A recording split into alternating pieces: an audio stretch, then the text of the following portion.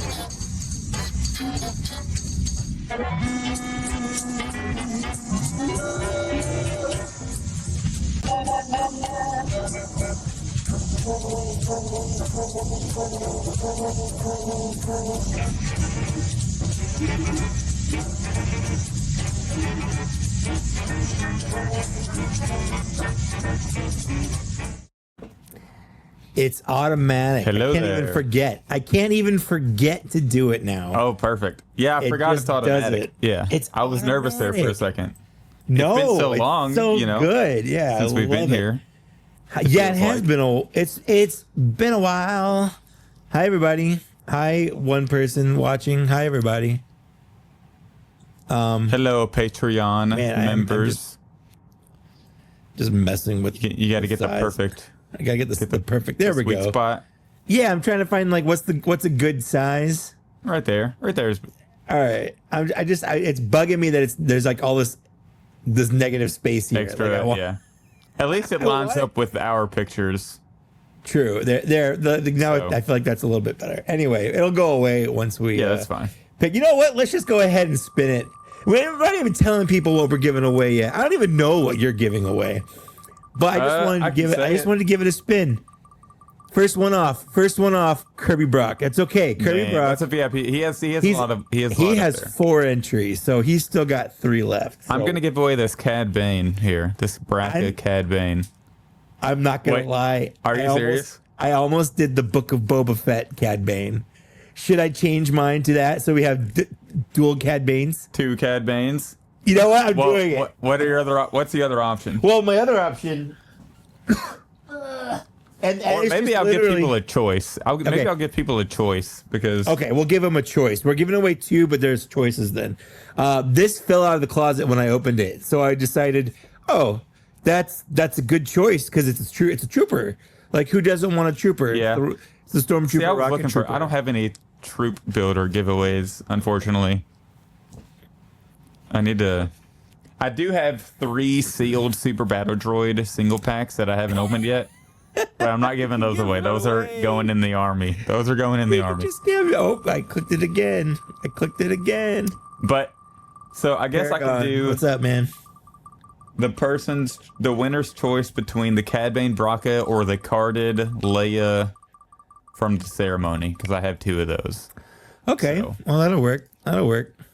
Mark Knight Mark off the Knight. board. Well, I don't know how many.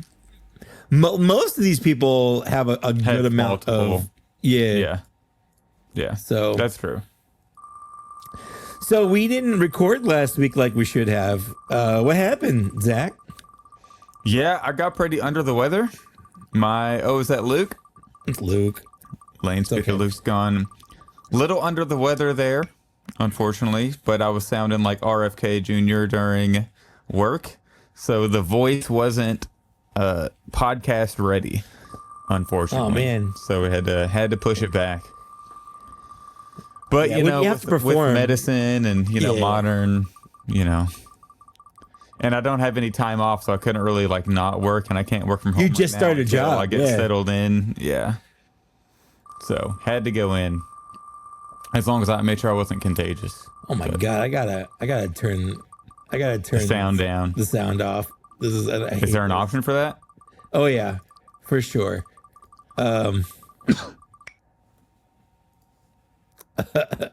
Ticking sound. Perfect. No sound. Make it like a Chewbacca roar. No, Every it's time even it more annoying. Absolutely not. Yeah, we have 112 more people to get through. And Oh gosh, this is gonna be long, isn't it?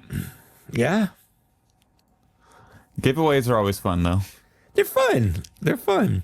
So you were sick. So it's been effectively 3 weeks since. Oh, another one for Luke. That's okay. Here's the thing.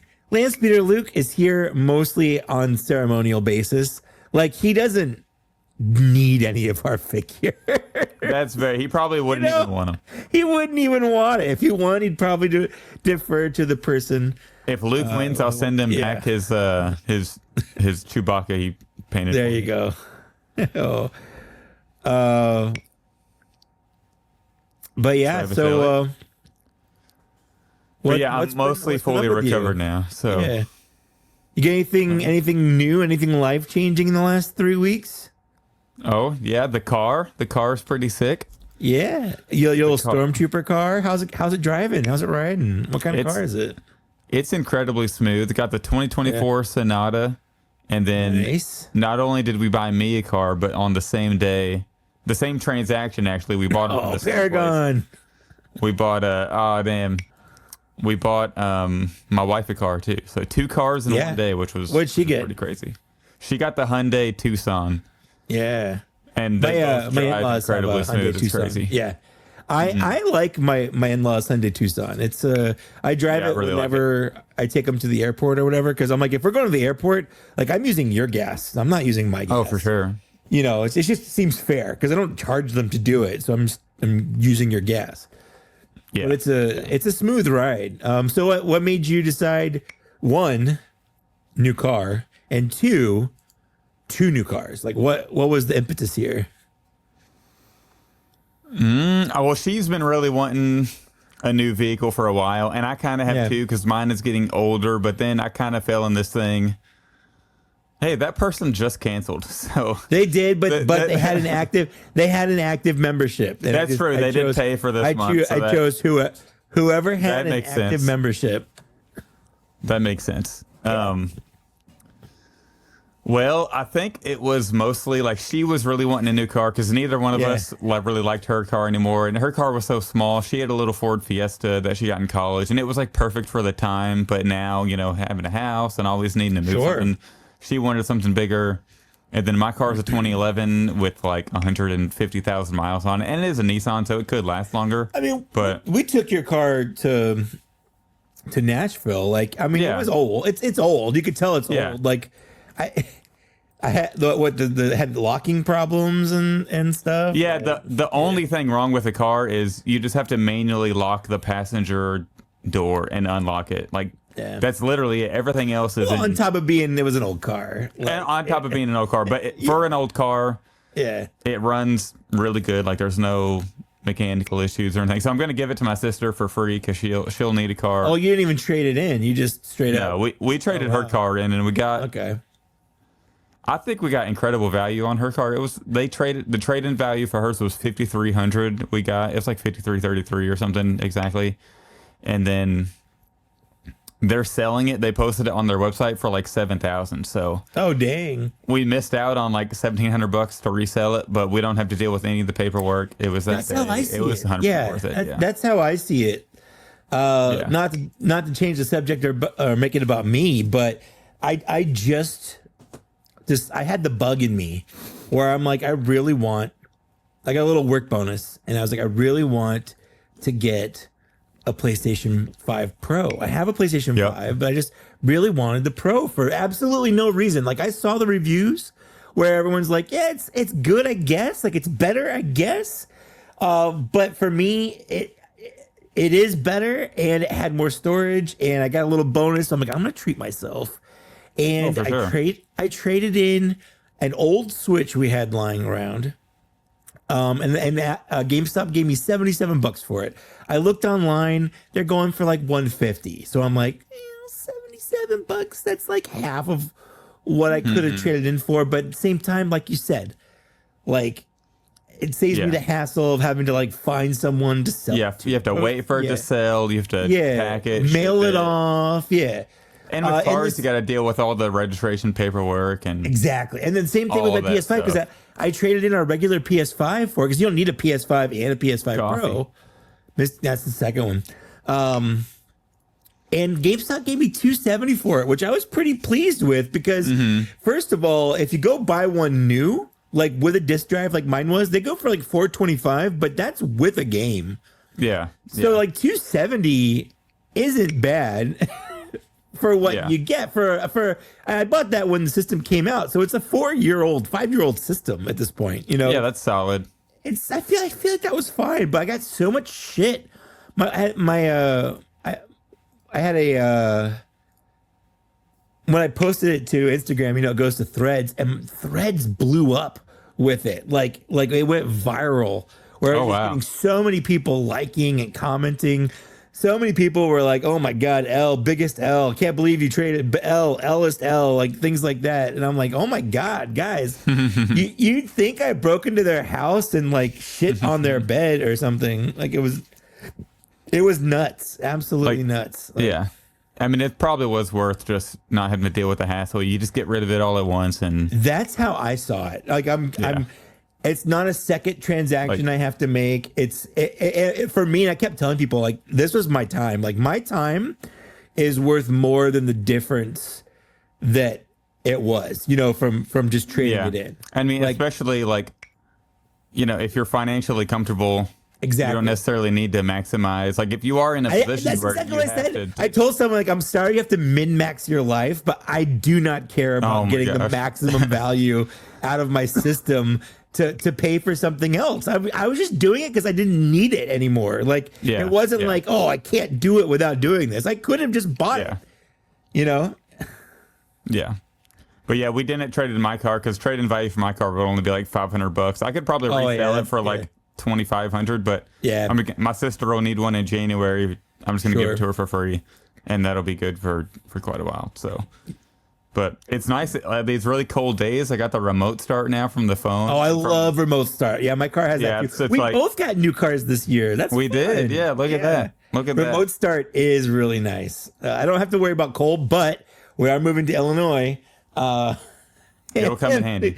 It's cold there right now because we're going there for Christmas in like 2 weeks, and like I keep looking at the weather. And I bought a warm jacket off of Amazon because like we don't have jackets here. Like I have a light like sweatshirt. Yeah, you know, I have a hoodie because like that's how cold it gets here. Like it doesn't, you know. Oh, you're gonna land here in Illinois in December or January, whenever you said. You're going to get off that plane and be like, nope, we're staying in SoCal. This isn't worth it. I've lived in cold before. What's up, Gamer Zone? Yeah, it's just so crazy the difference of like the feel of driving a new car. And I'm trying not to get used to it, you know, and I'm trying to keep it really nice and clean on the inside. And I bought, there's a car wash place down the road from us.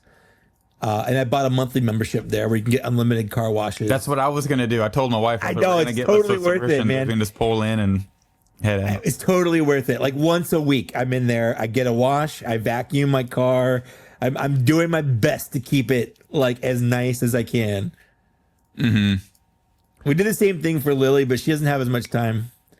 Gamer Zone, we're actually going to, whoever wins doesn't have to double their Patreon pay. So everybody else has to double their everything. Patreon, you know, tariffs are making everything go up. Yep. Inflation, tariffs, it's all. Inflation, everything's going up. So whoever wins doesn't have to pay. No, we're doing a giveaway. We're just doing a spur of the moment last episode. Yeah, a little of the year. holiday giveaway. We should be wearing Christmas hats right now. I thought about it and then I promptly forgot about it. I can go get mine. I have a full-on Santa suit I bought for work. You have a full-on Santa suit and you're not wearing it right now? I had to make a video and I thought, hey, it'd be funny if I were wearing a Santa suit in this video. And my boss was like, well, you can expense up to $100 on a Santa suit. And I was like, yeah, Santa suit. Hell yeah. Brian. I'm pretty sure Brian might have like one in there. He's been hit real hard. Once I get down to 50, I'm going to shuffle it again. I had the thought of not shuffling at all and just having people have like chunks where like if you got hit, your chunk just got smaller. Oh yeah. Like I felt like that could be fun if you have chunks instead of like randomized names. Mm-hmm. True. Maybe we'll do that next time. Yeah. Pletho, what's up, man? We're wheeling and dealing, buddy. We're doing a giveaway, and we're giving away 2 figures, but you have 4 choices. Yes. So I am going to be giving away either the Bad Batch Cad Bane or I don't have it in this room, it's in my storage room, but the carded Ceremony carded A New Hope's like Ceremony Leia from the end. So, and then Mike's choices were the Rocket Stormtrooper or the Bad Batch. Not Bad Batch. The Book of Boba Fett. Book of Boba Fett Cad Bane. Yeah. Paragon, no joke. When I first grew out my beard super, super long, I shaved it down. I shaved it off in 2013. And I had a different podcast then. It was more of a video gaming based podcast. Brian again. And we were oh no! I'm pretty sure he's out at this point. But we were doing a giveaway. Same thing. We had a couple of like full like Watch Dogs had just come out, like the first one. And we were giving away stuff from there. And one of the winners, I put in a bag of my beard hair because I shaved it off. And when he got it, like he was so mad. Like he got a game too. It wasn't like I just sent him beard hair, but I thought it was funny, and he did not appreciate the fact that he got a big bag of my beard hair. I hope he's cloning you. Maybe. I hope slowly, so too. like it's growing right now somewhere. So I just thought it was funny that you brought that up, Paragon. What if it was him? What if it was him? Yeah, like his loss. His loss for sure.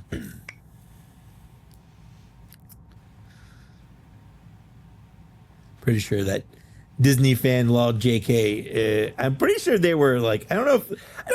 Is that is it possible to have a troll account like pay for a Patreon membership? Because they joined and quit real fast. Maybe we just suck. He joined the wrong Patreon. That's what it is. He joined the wrong Patreon. He was looking for the anti-Black Series Cantina Patreon. Yeah. There's like a whole account out there like dedicated to how much we suck. Which, you know what? If that's true, I'll take it. Like that's high praise. The fact that we exist and someone hates us enough to like dedicate time. Hey, you know what to say? Not all your fans like you, but they're still fans. True. Absolutely. The haters listen just as much as the people who love us, so. That's true. Tim B. We're kind of getting down. How many we have left here? Where does it show it? We have 65. Oh, 50. Oh, 65. There it is. Yeah. So yeah, I got a PlayStation 5 Pro. It's aggressively Have you started your replay of what's that game called? What, Outlaws? Outlaws, yeah, Outlaws. I actually did. That was the first one I booted up, and to be honest, I couldn't tell the difference. Graphically, I couldn't really tell the difference. So, but I booted up Spider-Man 2 and I'm doing New Game Plus on that. Smart. And that does look real good. Like it looks real good. The Spider-Man games are beautiful. Yeah. We were talking about those last time, I think, too, the Spider-Man games. Yeah, they're good. Spider-Man 2 is good. Spider-Man games are fun. I did beat Horizon Zero Dawn after like 6 years of owning it, 4 years of owning it, something like that. And then I was going to go play the sequel because I got that for my birthday 2 years ago. And I traded it in because we traded in my PS5 and the PS5 Pro doesn't have a disc drive, and Lily talked me into not doing a disc drive, just doing everything digital. So I realized I traded it in. I'm like, I don't have it digitally, so I have to rebuy it. Yeah, that's one thing that sucks about the digital is you can't, like, if there's a game you don't really want for 70 and it goes on sale for like 49. Sure. You can't buy the physical version. You have to wait until like the PlayStation Plus sale or. I did do that when I got home. A couple, like I had God of War Ragnarok and Jedi Survivor. I had those physically, but they were on sale super cheap because it was like the Black Friday weekend. Yeah. They were like $10-15, so I just bought those. But then I also upgraded to like the maximum PlayStation Plus because they just changed the portal to be able to do cloud gaming. So you don't have to. It doesn't mirror the PlayStation anymore. You can play games, but you have to have like the maximum PlayStation Plus out of it. And a lot of the games probably worth it then. Honestly, it kind of was. But then a lot of the games I was missing that I had digital or physically were on there that I could just play. So it was kind of worth it for that too. Real quick, while we just jumped up to 6 people in here watching. Yeah. So while we have. I'll just say it again. We are spinning the wheel for a giveaway. I'm giving away Cad Bane. And so it's either a choice. For me, you get a choice of Cad Bane and the carded Leia that's from the ceremony. And then for Mike, it's the Cad Bane from the Book of Boba Fett or the Rocket Stormtrooper from Jedi Fallen Order, I think. Yep. The game that creates Rocket Stormtrooper, right? It is Jedi Fallen Order. Yeah. And, happy holidays to those who are celebrating also. But just one holiday. Just one of them. Just one? Holiday. Just one? You can pick it. You can pick which one. But you can only choose one. Yeah. Well, there are a lot of holidays going on. So if you want us just to wish you a happy new year, like that's all you get. You don't get a Merry Christmas from us. This is going to be our last podcast of the year. We are going to take a holiday break. But we do need to do. Life got really busy, and we didn't get a VIP show in December or November, so we got to try to squeeze one in. Yeah, we should squeeze one in. We got to squeeze one in December because we also have a new VIP member, Mark, who we hopefully need to get. I am going to be out of town the last, basically Christmas week and the week before. Yeah, hopefully we can do it before Christmas because I know everybody will be shopping and stuff, so we'll try to come up with a day, and then, or maybe we can just do 2 in January or something if we can, because I know holidays are busy. But I can also do it. Like if you're out, then I can do it. I don't have a problem. Well, you know what though? Like if we decide to do it like the week after Christmas or like the day after Christmas or whatever, or like whatever the Saturday after Christmas is, because I think Christmas is like on a Wednesday. Christmas is a Wednesday, so the Saturday after is the 28th. Yeah. So like if we decide to do it, then I'll be home actually, so I could. No, I come home Sunday, but like I'm sure they would let me like sneak away. You just pop in for like half an hour. Yeah. I'm sure they would let me sneak away to say hi. I'm sure that wouldn't be a problem. Honestly, they're super understanding of like my online activities and stuff like that. Oh, I forgot I was gonna shuffle at 50 and I just kept going. But so my brother and sister-in-law, they're the reason that we're moving to. I gave it 5. There we go. They're the reason we're moving to Illinois, and they bought a house, like a newly built house. It's like a $1.2 million house. Sheesh. In a place where like the normal houses cost like $200,000 or $300,000. So it's like my house is. It's like a normal friggin' house, mansion. and it's like, yeah. it's legit like a freaking mansion. I keep joking like, oh, is your servant wing gonna be available for us to stay in? Like, Didn't you say they're what- doctors? what my brother-in-law is a doctor. Yeah, Whenever you move, are you all going to look to buy or rent? I don't think we're gonna buy right away. I think we're gonna rent and then look to buy. But yeah, I just like it's a huge house I'm gonna be staying in, so I'm sure I'll be able to find some closet or something. Where I Yeah, to can sneak away in. sneak away, or like no one's gonna notice I'm gone. Yeah. I was actually looking at houses the other day, but then I was like, maybe we'll just wait. We need to. Just live in your car. You have a nice car now. Yeah, right. That's true. We have 2 cars now. An SUV, so we have space. I was actually our original plan was like around 2025.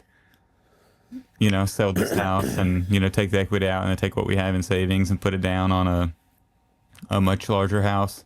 But now with the 2 cars and then with it I think we're gonna stick in this house for just a couple more years and save up more and then go from there. That's one of those things that like there's a lot of stuff that I wish was real from Star Wars, but I think the thing I wish was real the most is that if you have a spaceship Galactic in War. Star Wars, you also have a house. Like it's the same thing. It's like driving around in a Winnebago. Just have like a big RV or something. Yeah, it's like having a big RV. Yeah. Yeah, what if life was surrounded like everybody just had their own RV, like every family has no a big houses. RV, Yeah, no houses. Yeah, you drive your RV to work. Your kids are still in it, or like you drop them off to school, like. Or you can have 2 RVs that combine into one whenever you go home with your family. Oh yeah, you could like dock together or whatever. Yeah, you can like dock them. Like, oh, mom's in her car. Okay, like, it'd be fun. Yeah, that's how it should be. There's some utopian world out there that it's like RV that. world. I'm sure there's a Rick and Morty planet, where for everybody sure. just lives in RVs. It's called Alabama. That's it. If I ever get homeless and I'm living in my car, I'm just gonna yell like, "I'm living like Star Wars. I'm just living in my car. I'm living in my spaceship." I'll be homeless, and the last thing I'll have on me is all these figures. They'll just be in bags in the trunk, and wouldn't be able to get doing rid your of them. podcast from the passenger seat. Yep, I got the hotspot. That's all I need. Yep. I just need a toothbrush, a comb. A hotspot and a microphone. Really not even just do the phone. Yeah, I might, life might have me down at some point, but I'll still be doing the podcast from my phone under a cardboard box. So it'll work out. That's exactly what I had in my brain. Like, right, the part you yelled about living in Star Wars? Like, what the heck? Oh, Garrett. I need Garrett to win so I can just deliver him the figure. He'd have to pick your figure, though, is the problem. Yeah, that's true.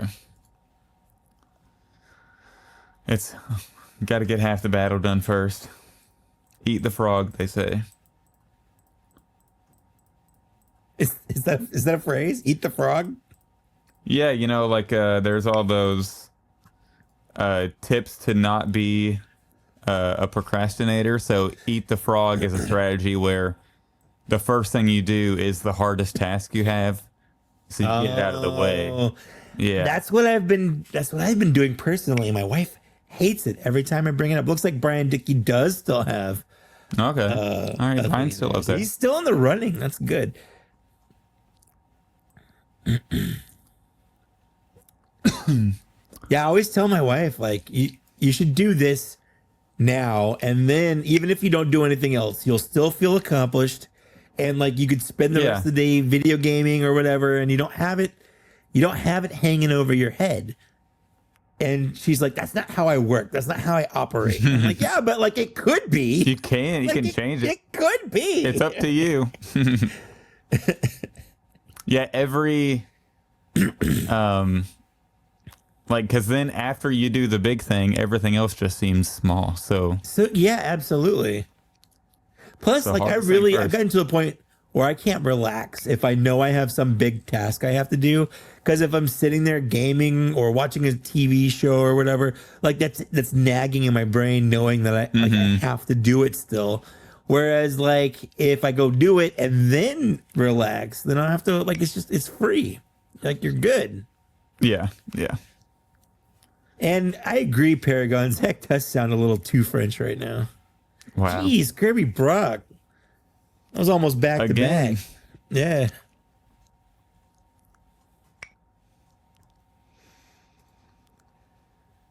I'm pretty sure Kirby's out. Shame. But I thought that about Paragon's still there. That's good. I honestly haven't even been looking at the names. I've just there's so many names there. I'm just There's so many still. Yeah. We're getting down. When though. we get down to 20, I'll start caring more. I guess I've already started caring more. Beep.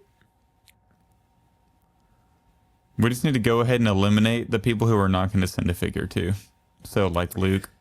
Luke will donate it. Out of the basement's gone. Yeah, out of the basement will donate it. Who else would donate it? I don't know if Wilbon would want something we have. Yeah, I don't know. Maybe he'd want the carded one. That's kind of that's why I picked a army builder, because I feel like don't got to worry about Wilbon. Yeah, that's true. I feel like no matter what, people will take an army that's builder. true. Even if you already have one, like what's another stormtrooper? Or what's another 501st archive? Clone Trooper. Or that. Oh, Paragon. okay, Paragon. RIP. You still got That's one what you more get for in there. saying this. That's karma. yeah. He's still got Instant one karma. more in there.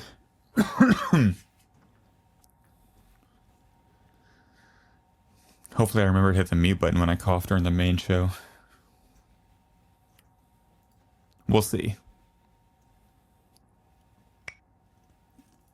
Beep.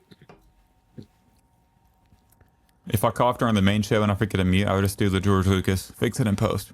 Oh, Paragon had another one, but it's gone. It's gone. Oh no.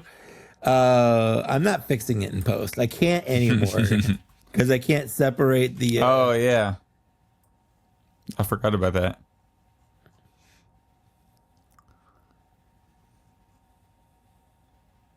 Be authentic and keep. I want you to just cough, like no talking, just coughing. Okay, that'll work. That'll work. That'll be a good show.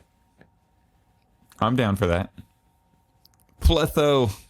He had doubles right there, and it's because everything in between him got knocked out. So put him next to himself. When are we doing the next shuffle?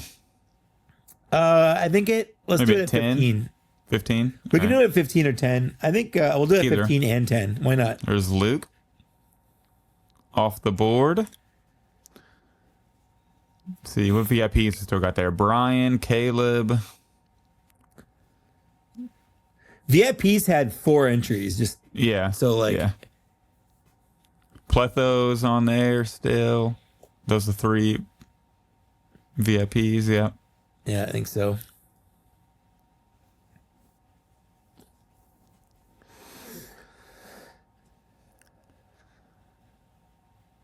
Oh, I did order. Oh, okay. Oh.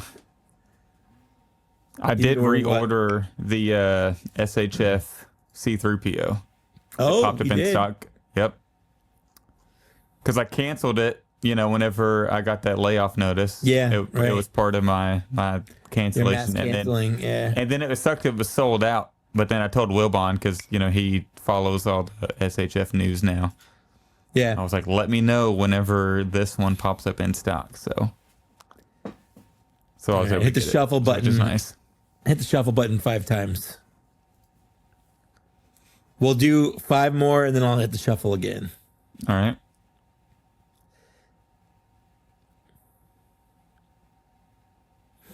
Yeah, we can't send a figure to a Hasbro employee.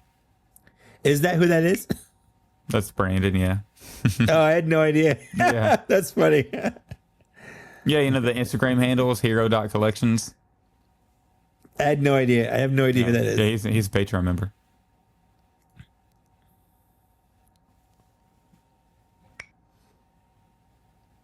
Well, if he's a Patreon member, like he gets put in there. That's how it is. Yeah, it's true. But yeah, he probably wouldn't want it.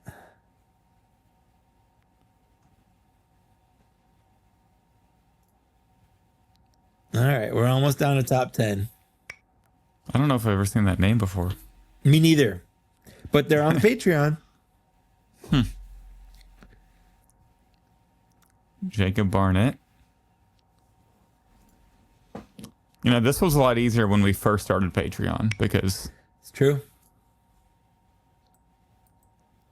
we didn't have as many.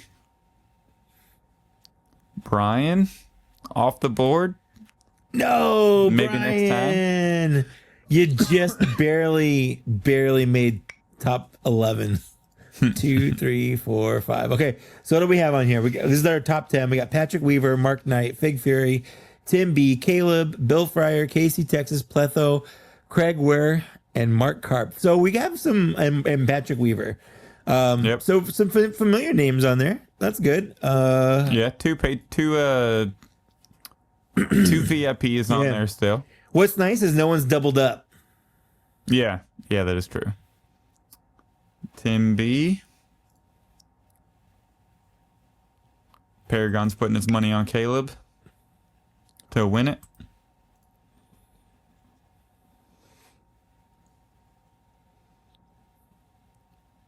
The odds are increasing for that now. Look, if the two VIPs win it, Mark and Caleb, it's just going to be, or Pletho. Pletho's VIP, he's still on there. If two VIPs win it, it's going to be a great advertisement for joining the. Oh yeah, for 'cause you being get on there. Yeah. But Caleb's not winning it. Sorry, Caleb. Buzz, your bet, no. your bet just went to the house.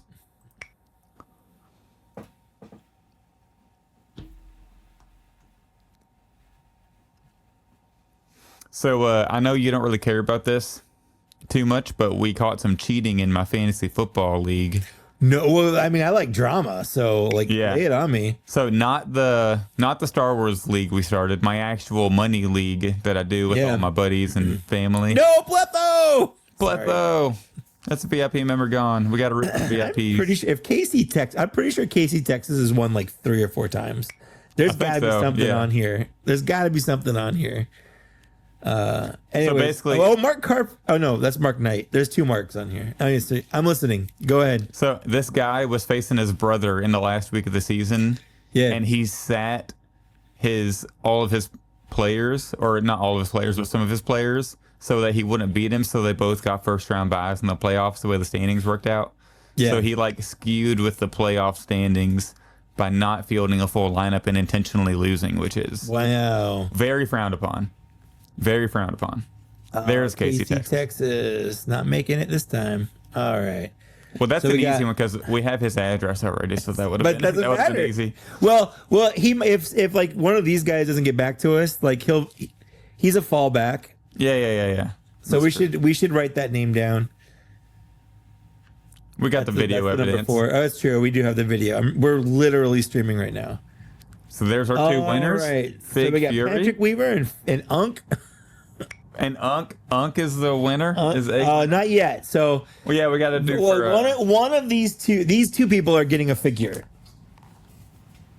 Yes. Let me grab my pen because this is what I need to write down. All right. So are we spinning for first pick or second pick right now? Whoever gets picked is second. So so Unk won. First pick is Unk. And then second pick is Patrick Weaver, right? Patrick Weaver. Congrats, fellas. And then look at that. This is everyone. So and then Mark Knight and then Casey Texas, just in case. Are the fallbacks. All right. The fallbacks. Perfect. Well, I know Unk will reply. And I'm assuming this. Hopefully, Patrick Weaver replies. But yeah, we'll let. I'll let him know in the Patreon chat. Well, I'll just message Fig on Instagram and then. Yeah. Awesome. Cool. Well, again, if you're watching this, Unk, Patrick Weaver, either live. I don't think any. I don't. Well, none of them are VIPs. I don't think No. they're. Big Fury can band pop in members. live. He's a Oh, band yeah, member. is he a band member? Anyway, Yeah, well, he might. if you're watching on the playback, which you probably are, hit us up but if Zach hasn't hit you up yet, and we'll pick again. From me, if you want to get one of my figures, I've got the Rocket Trooper or the Book of Boba Fett, Cad Bane. Yeah. Not both, or. So, let me know. And Zach's got I got the Bad Batch Cad Bane, and then the Princess Leia on the card, right? the ceremony from the Power of the Force, right? The ceremony Leia carded. You know So- what's looking great tonight is my beard. I got it. It's actually really crispy right now. It looks, I got it. looks I really good. got it professionally trimmed for the first time in a long time. Where I was just like, you know what? Like it needed to be trimmed. It was feeling bushy, and usually I do it myself. And I was like, no, I'm just gonna go get it trimmed. It's like a nice little pampering thing. Like it costs that's $20. Like have someone else do it. You got to treat yourself every now and Yeah. then. They also give you a nice little hot shave on like the cheeks and stuff, and that's always fun too. So like, Maybe I need to had go a do good that. time. Get a nice professional, because I usually just do the electric shaver, so it's not the closest shave ever. Yeah. Maybe I need to go get a nice Oh, I love professional getting shave. I love getting a good professional, like a hot shave where they do the blade and like the hot towels and stuff. Like it's there's not a lot of ways I like to pamper myself physically. That's 100% one of them. I mean, that's a good way to Recommend pamper it. yourself. I recommend it to anyone. Sometimes if I'm doing crazy, like I'll have them do a full head shave, and it's basically just like a haircut. But like you just do the whole head shave over my head, and that's always fun too. Yeah. No, I did not find this beard in Loot Crate, and I'm insulted that you think Loot Crate would have something this good in it. That is kind of disrespectful. It's 100% disrespectful. I have almost booted up Jedi Survivor, honestly. I don't have a new game to play, and so I've just been going through old games. And I think after Spider-Man, I might do a back-to-back Jedi Survivor, Jedi Fallen Order, and then Jedi Into Survivor. Survivor. Yeah. I've been playing Sparking Zero, which has been a lot of fun. It's cool to kick some ass on there Who's your main? or get my ass kicked. Well, right now I'm doing the story mode, and I'm doing Goku's story. Yeah. And then after that, I'll probably do, because you can do the story for multiple characters. You just fight through who they fight through. Yeah. Have you done any of like the what if scenarios where like you Not do a yet. scenario Not yet. differently? Yeah. I think that's Not kind of yet. neat. Yeah, I'll probably do Goku, then Gohan, and Vegeta, and then I'll just like mix it up after that. Probably Trunks, and stuff like that. But I do love just playing, getting computer, and then grabbing like somebody really OP like Vegito, and then fighting like Krillin, and then just absolutely destroying him. It's a lot. Sure. Yeah. Paragon, I'm assuming that you're talking about, I made this post on Blue Sky. I'm on Blue Sky now, folks. If that's like my main, I post a lot on Blue Sky. But I was listening to Christmas music in the car the other day, and a song came on where I realized like this is a Christmas song. It's a pretty popular Christmas song where like the singer is just hurling insults constantly at a social outcast for the whole song.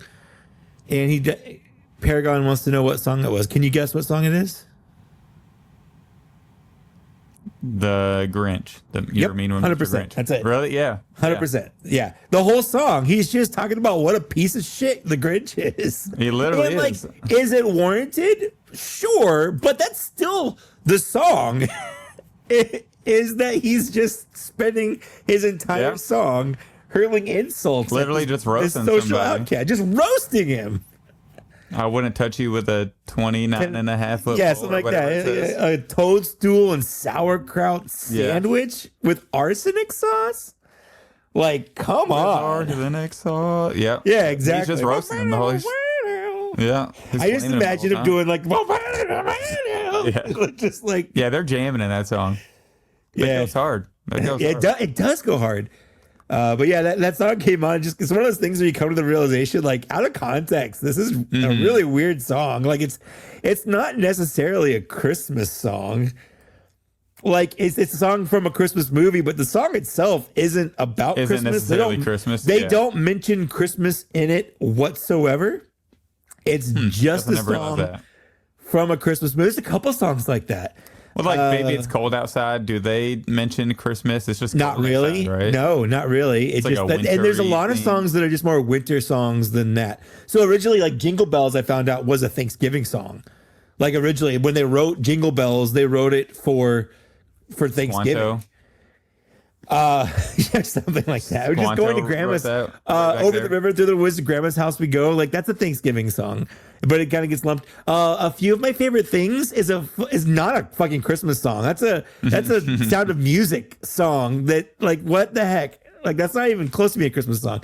Winter Wonderland, not a Christmas song, just a winter song in general. And who the fuck is Parson Brown? I don't fucking know. I don't know who that is. Is that a reference that people that would get if they were old? Like, I don't get it. We might have a good show to do. Well, welcome to Black Series Cantina, episode 85, our last episode of the year, our holiday special / look back on the year, but not a top 10. And since we haven't done a video in a couple weeks, we've got a lot to catch up on news-wise and TV show-wise. So, as always, I am joined by my co-host, Zach. Hi, Zach.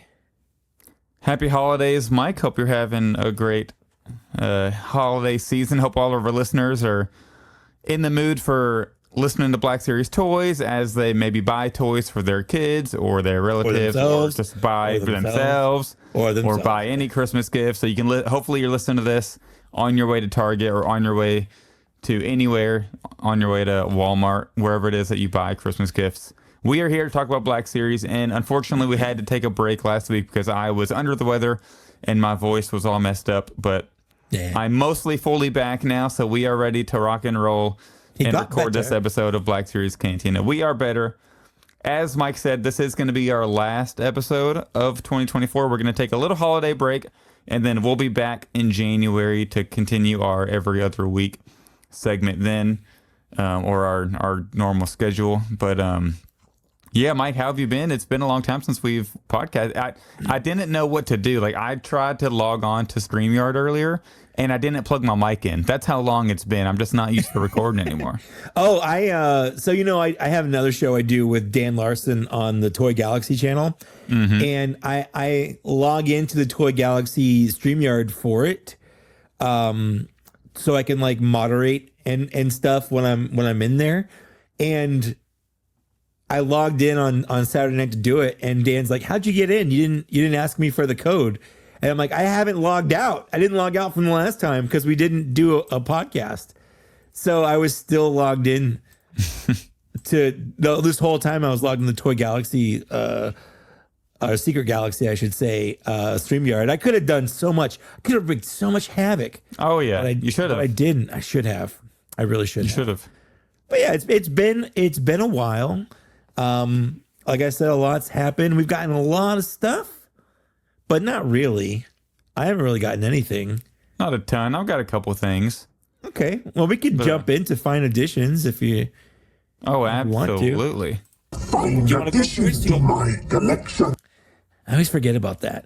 You want to go first? You want me to go first? First? It made you big automatically, so I guess you can go first. I guess I'm big. So I've got. I don't have any Star Wars. It's just how it is. I don't have any Star Wars. I did get. Let me change this over here. I did get this.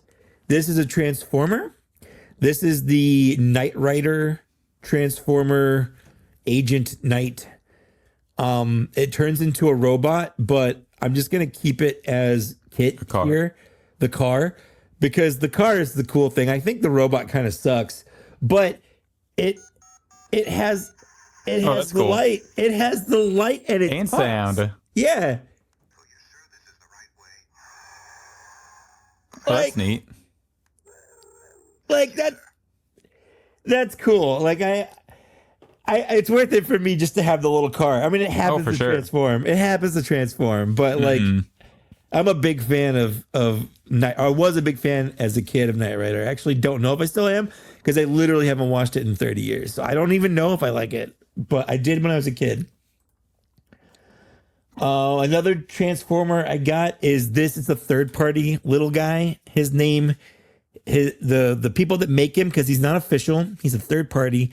He's made by Craftsman Toys. His name is, I think, Steel Drill, but he's an homage, or he's a knockoff kind of Nose Cone, which is a part of Computron, which was my favorite and the only combiner I had as a kid. So he's always had a special place in my heart. So when these popped up, I was like, well, I need that. The problem is he came misassembled from China. So I emailed them. So we're going back and forth on trying to get me a new one. Shut up, Kit. They're just gonna talk all up. So I think we don't press the button for a while, it turns itself off. Anyways, the only other things I got this year, I did do a bunch of video reviews. I will talk about that later, but I did get some Mythic Legions and Cosmic Legions. I got this guy yesterday. He is a Cosmic Legion. He is an homage to the old Fisher Price adventure people. His name is like Fisher Rice, but it's spelled weird with hyphens and stuff in there. And he looks like the old Fisher Price adventure people person, but I love the colors on this. The blacks, it looks really purple? Good. Is that what It's blue. It's like blue? a teal. Yeah, Like an aqua teal. blue. Yeah, that color always is kind of weird for me. But like he came with a bunch of different appendages and arms to swap out different looks and different heads and whatnot. But this is the style I went with, and I think he looks awesome. Yeah, that looks really nice. I also got this elf dude. I think his name is like Lige or something like that. And he's just a gold elf guy. He also came with an orc head, but he doesn't have like orc hands. So if you give him an orc head, he still has like human hands, which is weird. But I like the gold armor. So yeah, that looks really nice. Yeah. And then the last thing, and I saved this for last because it's Christmassy. It's holiday season. This is Figura Obscura for Christmas season 2024. This is the ghost of Christmas past. And she is gorgeous. She's resplendent. She's got 4 arms and she's terrifying. Yeah, doesn't it come with the alt head that's like screaming too? Or It does. Yeah, that's hopefully by now anyone that cares has already seen it. But I guess we're not actually showing it because people can't see it. But they always, on the Christmas ones, they always have like a hidden head. Oh yeah, like a hidden. Where it's like they don't advertise it. But this one was basically the same head that one is, but with dark hair. And then the mouth is like extended open, like she's screaming and it's terrifying. Yeah, that's cool. Yeah. Dropped his helmet there. But yeah, that's all I've gotten in the last 2 weeks. You know, I haven't been buying a lot of stuff for myself because it is the holiday season. The only reason I have these 2 guys is because they're exclusive to some retailers, and I didn't want the possibility of like selling out or whatever. So I'm just like, I'm buying that right now. Yeah. But what do you got? Well, other than buying 2 new cars, Right. For toys, And I also got a PlayStation 5 Pro. I Yeah. guess, if we're playing that game, but yeah. I have. So you know how last episode I talked about. I'll show this first. I got this Anakin, the Unleash Anakin. Yeah. Out of the packaging. I love and that you opened it. That's right. I saw that TikTok. Yeah. Opened it.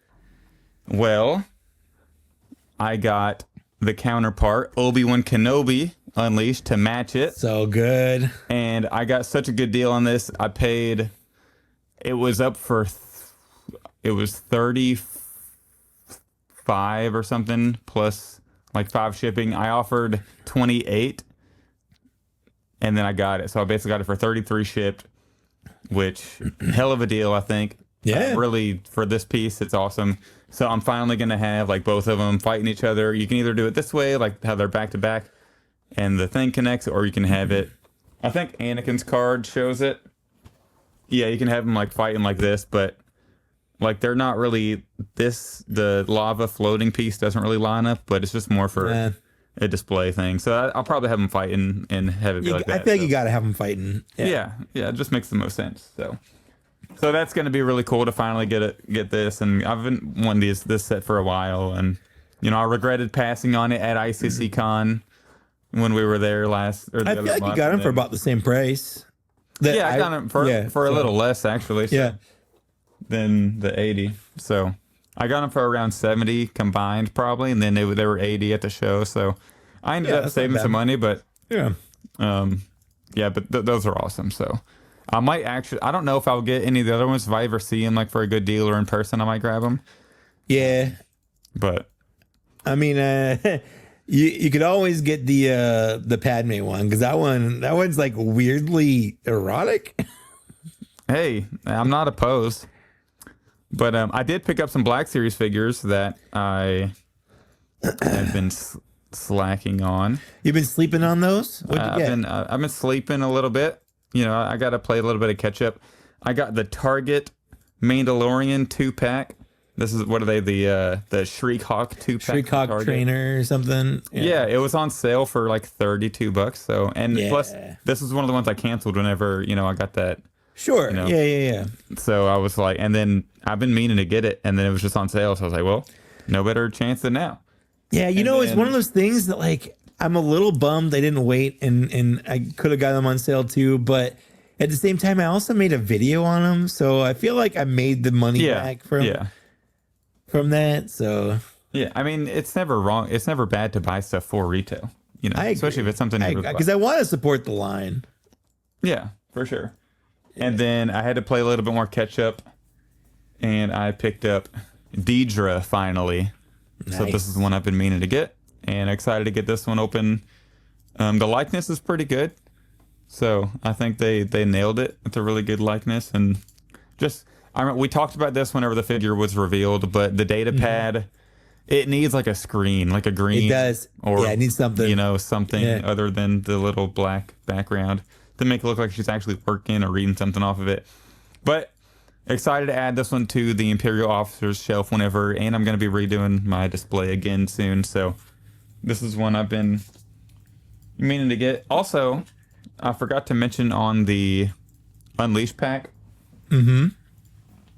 This is kind of like, aside from the figures, it came with this little marketing promo like checklist.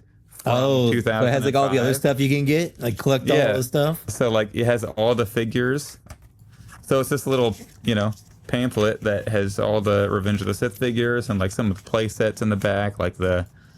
You know, the interceptors and then Grievous's wheel thing, and that's how toys used to be back in the day.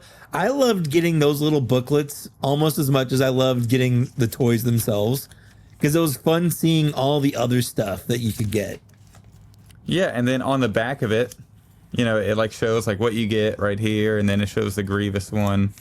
You know, but on the very back, it literally has a checklist. So if you want to check off all the figures you buy, you know, if you're a kid that's, you know, back before we had Excel spreadsheets on laptops to where we do it now. And Hasbro really needs to bring that back. Like, there's no reason app or you know, like any vehicles and stuff shouldn't come with stuff like that. Like, that's just, honestly, like fun. Every Black Series figure should come with a little slip of paper showing the entire wave. Agreed. Or at least, like now that we have the mural, every Black Series figure should come with the most updated mural poster, like a mini poster, like this big, just with all of them or something. That's what should happen. But don't take a budget away from what we have. You know, give it, like, add to it. Add to the budget. Add to it. Add to the budget. But that's all I got. Those are my fine additions for this episode.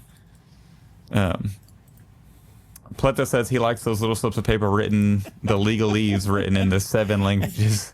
I have so many of those in my I have trash so right many now. of those. Yeah. Over under on how many I have in those in my trash is like 'Cause I've 28 done- and a half probably. I've done like 3 videos in the last 2 weeks, and all of them have been multiple figure openings, like multi-packs or whole waves. So I've got so many. Yeah. Yeah. So those are great fine additions. Before we jump into listener emails, let's do a quick Patreon plug. We really appreciate your support on Patreon this year. So everybody who supported us, even if you're not a Patreon supporter anymore, if you have ever supported us, we really appreciate it. If you do want to sign up, you know where to go. Patreon.com/blackseriescantina. We have a tier for every budget. Also, we just did a giveaway in our Patreon intro, which you can watch if you join the Patreon. Before every podcast, we hang out for like 10 or 15 minutes and chat, and then we This get one was going. longer Just than warm up that. a bit. This one was longer because we did the giveaway, but I gave away. So the 2 winners were Fig Fury and Patrick Weaver. So if I have yet to reach out to you, shoot me a DM and we'll get your figures to you. You have 4 options, so you can either pick.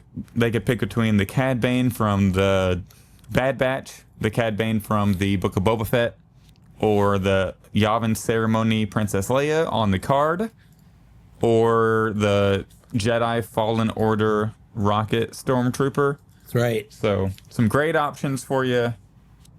We did a giveaway, so consider joining the Patreon because you'll be considered for the next giveaway, and maybe you'll get a free figure out of it. So We try to make them fun figures. Like, we're not giving away, I almost said plethos. Holdos.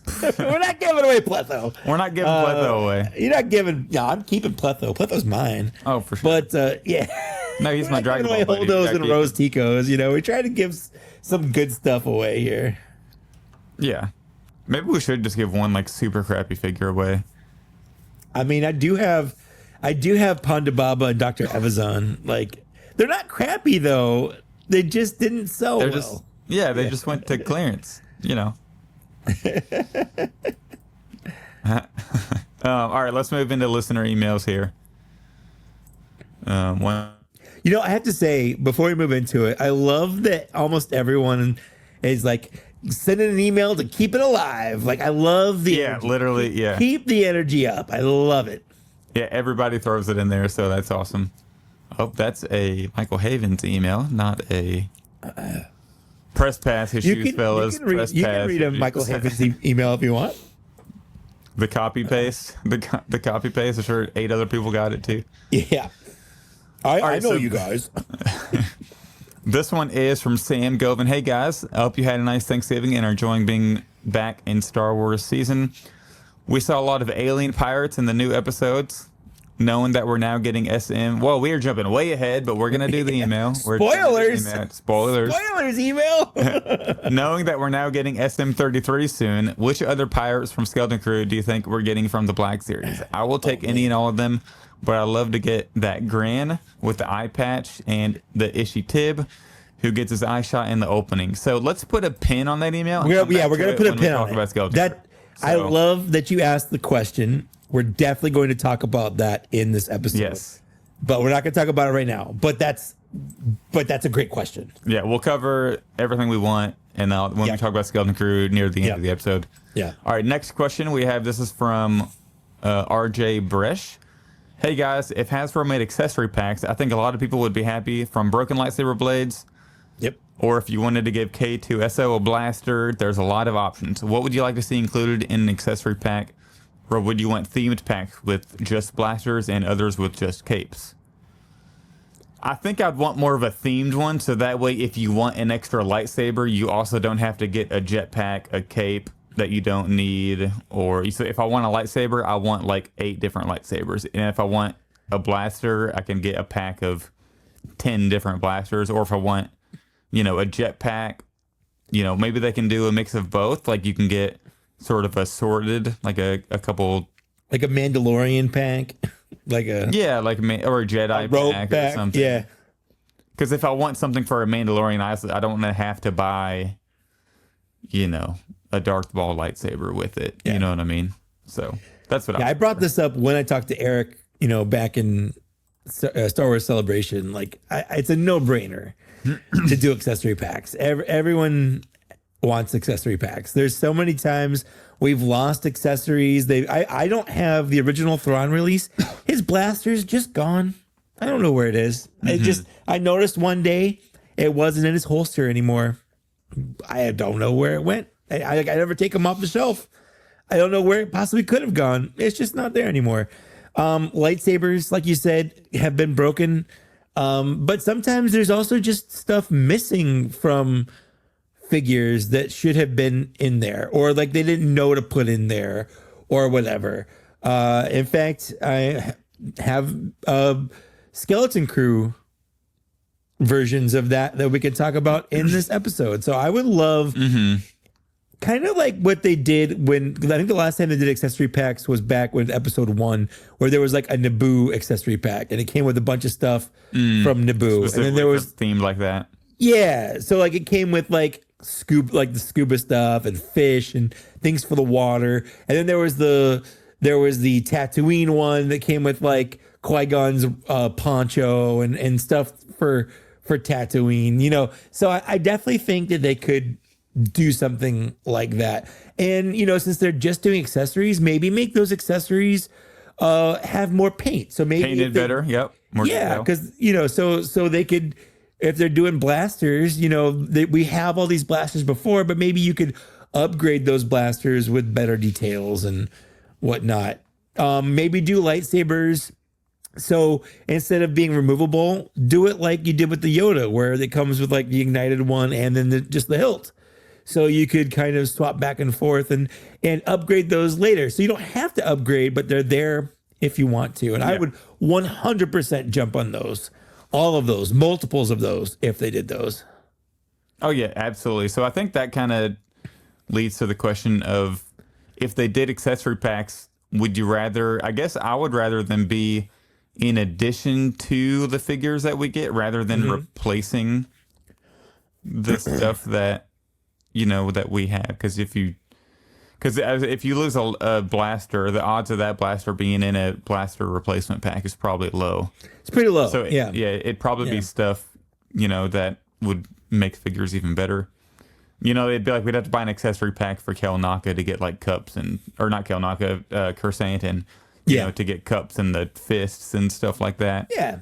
Unfortunately, we shouldn't have to, but they do that for like Cosmic Legions, where they've released like hand packs, and these packs only work with a couple of the figures, but you know, instead of the standard just C grip hands, now they have, you can buy like expressive hands and stuff. Yeah, we could get like Force Jedi. We get Force hand packs. Yeah, exactly. Yeah, I think they should definitely at least look into it. 100%. Which we know they have. Yeah, and you can make it something like online exclusive, collector exclusive, Pulse exclusive. Yeah. Like there, I would say, yeah, like the average normal consumer probably won't care about these, but someone like us, 100% would care about them. Yeah. Yeah. All right, next question. This comes from Stan. Greetings to you both. As a new Patreon member, Darth Platypus is the username. I should say. Welcome. Yeah, welcome. I should probably help keep the email segment going. If Hasbro asked you guys to pitch 3 new holiday figures, what would you suggest? Thanks for the amazing shows, Stan. Great question. Ooh, that is an amazing question. Great Holiday question. figure. So is this specifically Christmas or? It just says holiday. It just. If I'm going holiday, I want more. Different. I think more of the different holidays or more Halloween ones, because the Halloween ones I like the Halloween ones better. Personally. The first one that popped in my brain was Jackson as the Easter Bunny. That's really good, actually. Right? I hadn't thought about that. That's really good. Right? I want give me like a Valentine's Day Ewok, like a little pink and white Ewok. That would be fun. That'd be cute. Yeah. For sure. Yeah. Yeah. We need one more. Let's see. Like a St. Patrick's Day Lando or BB-8. Well, no, you can make maybe like a leprechaun if you did like do like Kuil, but like a leprechaun. Oh yeah. Oh, that's good. Yeah, St. Patrick's Day quill. Give him a little There you hat, go. little leprechaun Yeah. hat. Yeah. That's perfect. They're gonna make money on us now. Honestly, if they use those, I'll be happily. You don't owe me anything. I just want to. I just want those figures now. And this paragraph of a question comes from our very own Paragon Fuzz from across the pond. Salutations, dearest Mick and Jack. I have written up this email and sent this very email you are reading to you for the email segment of the podcast to keep the email segment. How many times you can say email in this? Email segment alive 4 more times for the podcast as requested by yourselves, as this email that I've emailed to you could be used for the email segment of the previously mentioned podcast. I love this so much. First, I'd like to congratulate the both of you on the ever-enduring success of this fine podcast, which in itself is full of marvelous whimsy and splendor. I truly believe in my heart that it has been a great force of positive energy for the decent folk of this community, or in simple terms, good shit lads. People always email questions about toys, but never ask the real questions. You guys doing all right? Doing good. Listen to any good music recently? Any cool bugs you've seen recently? My figure-related questions are, since multi-packs seem to be a current trend for Black Series, I'd like to know, what do you think the realistic limit on characters in a pack could be, and what your limit would be to buy one? Would you prefer to see teams, squads, groups in multi or single packs, or both? What older multi-packs would you like to see reissued or remade, and what accessories would the BSC Mike and Zach multi-pack come with? Yours, some wanker, with a picture of beans on toast. He did put beans on toast. Yep. That's a lot. We got to break that down. So what was the first thing he asked? We do got to break that down. How are we doing? And have we seen any good bugs lately? I mean, I'm doing okay. Zach was sick, but he got better. Yeah, I was sick. I'm doing good now. We're on the up. Doing good. Listen to any good music recently? I'm a podcast guy. I listen to podcasts. I got Apple CarPlay now, so I've been really liking that. It like automatically just has my podcast up on the screen. It's insane. It's like a new world for me. So having my podcast on, I just hit the play button and then I listen to podcasts on the way to and from work. So, but you know, I do enjoy some music every now and then. Any cool bugs? Not really. It's cold where I live, so the bugs are all in hiding. There was a bug up on the ceiling like 2 nights ago that my cat was like just staring intently at, that I was genuinely afraid she was going to jump off the landing, because it was we're on the, like the second floor, and like she could jump off down to the first floor, and I was for a while I was terrified that she was going to go for that bug. And that she would just jump from the second floor to the first floor, which I'm sure she would be fine. But like, please don't. Yeah. You know? That's a lot. Yeah. Please don't. So the next question, so for figure related, it said, current trend for Black Series, I'd like to know, what do you think the realistic limit on characters in a pack could be, and what would be your limit to be to buy? I think for Black Series, the max, they've done 4 packs before, and we recently... For me, that's about the limit. 3 packs. Yeah. Well, they did actually just do the 4 pack with Joris and Jade and the 2 Lukes. That's the most figures we've gotten in 1 pack from the Black Series so far. Black Series, I think 4 is the limit. I think that's the limit. I think anything more than that, and it's just too much. I mean, and we've gotten 4 packs in the past too. We've gotten like the Guardians of Evil, and there's like the Entertainment Earth 4, but yeah. So and then like the Clone Evolution, stuff like that. Yeah. The aim is so we've gotten multi-packs before. Yeah. I think 4 is definitely the maximum for Black Series. It's also just, you know, when you get more than 4 figures, it becomes overwhelming. And it's like what do you mess with first? Like there's too much choice. Yeah. So I think 4 is really my limit. Yeah, but you know, if they did want to do 5, I mean, I'd still buy it. Depending on how good it is, you know. But I think 4. I think that's the realistic target. Is 4 is like, and 3. Like I wish they'd done the Skeleton Crew kids as a 4-pack.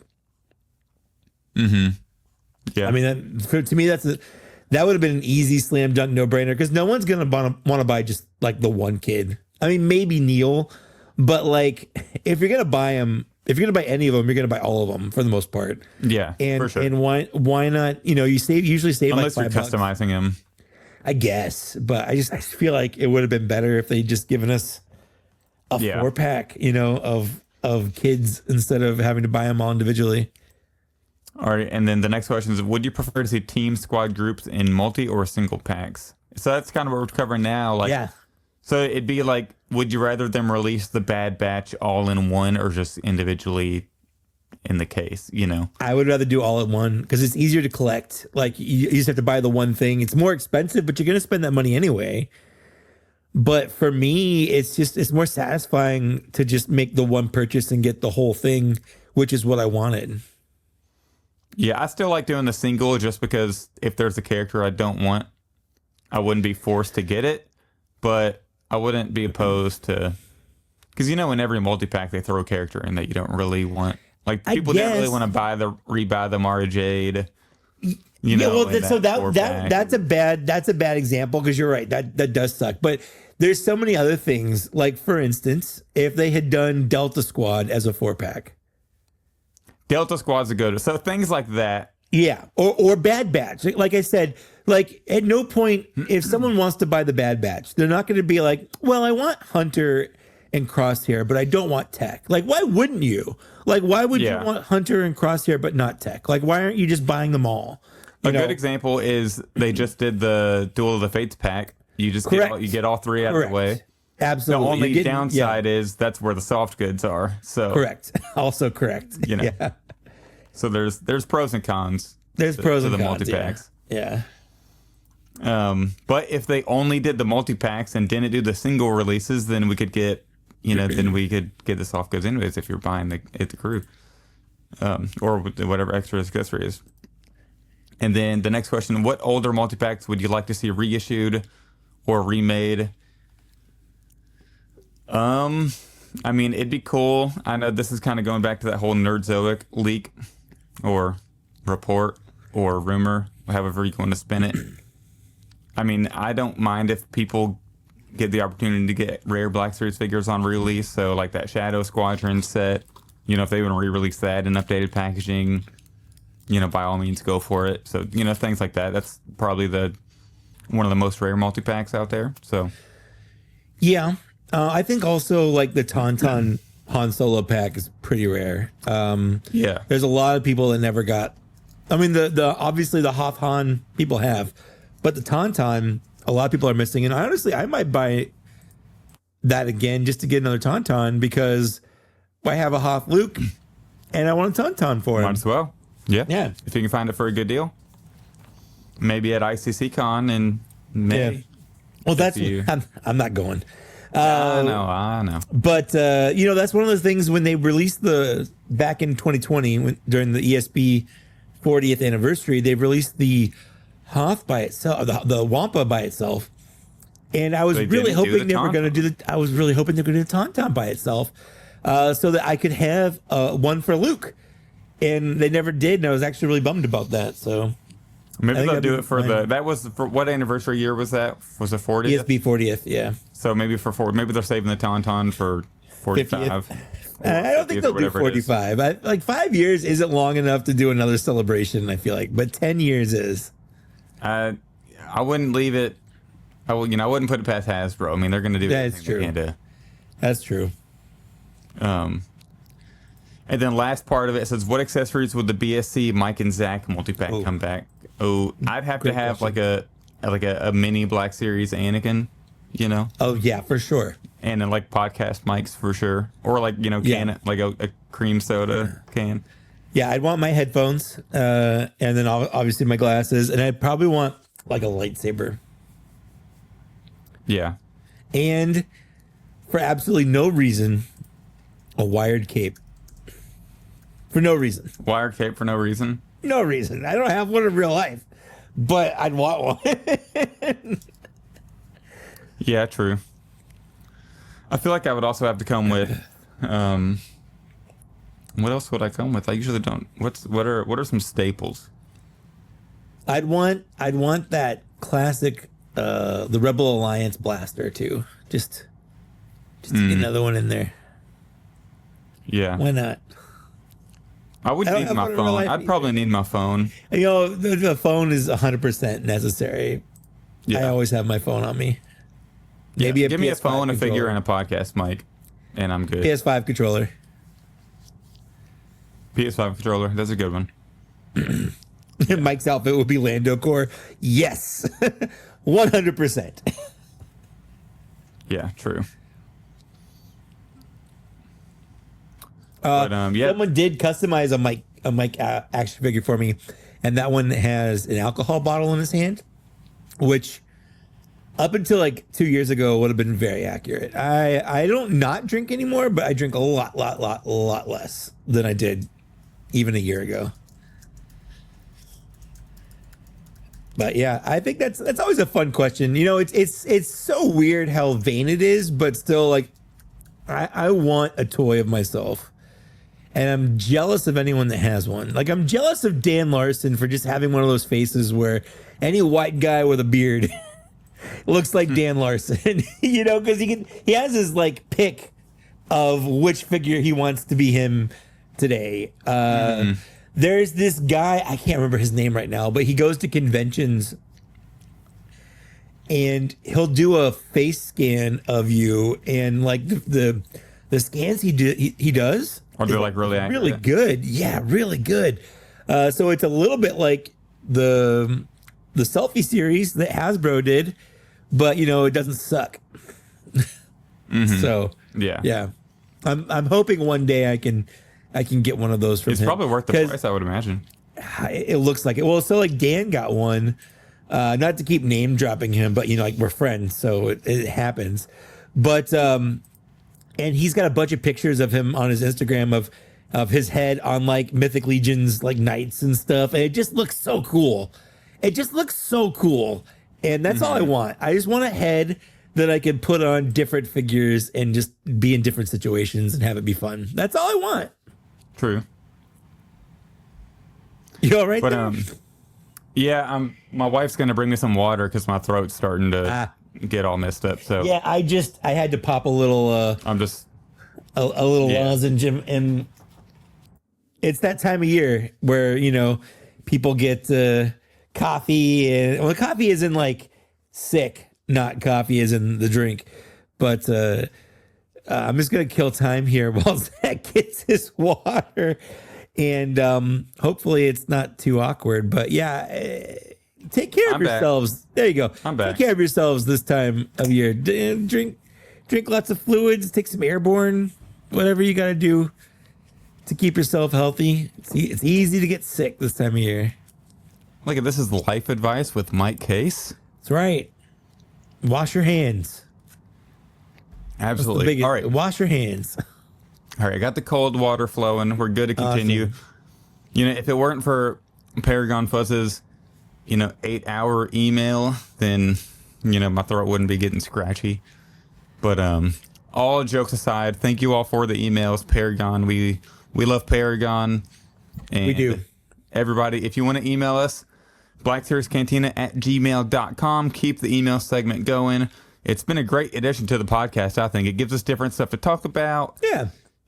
So I really like doing it. And like I said, you have a long time to send us emails because we'll be back in the beginning of January. So give us some emails, blackseriescantina@gmail.com. All right, so we can jump into news now. We don't have a lot of news necessarily before we get to reveals, but a quick bit of news: the Masters of Evil 3-pack is in stock on Amazon. If that's something you're interested in, I'm getting the Darth Vader from the Zoo Boy, so shout out for the help there, because I really didn't want the other two, and the Darth Vader on the card will look excellent, and so I'm really stoked about that. That was my plan all along, so big shout out to Zoo Boy for helping me out with that.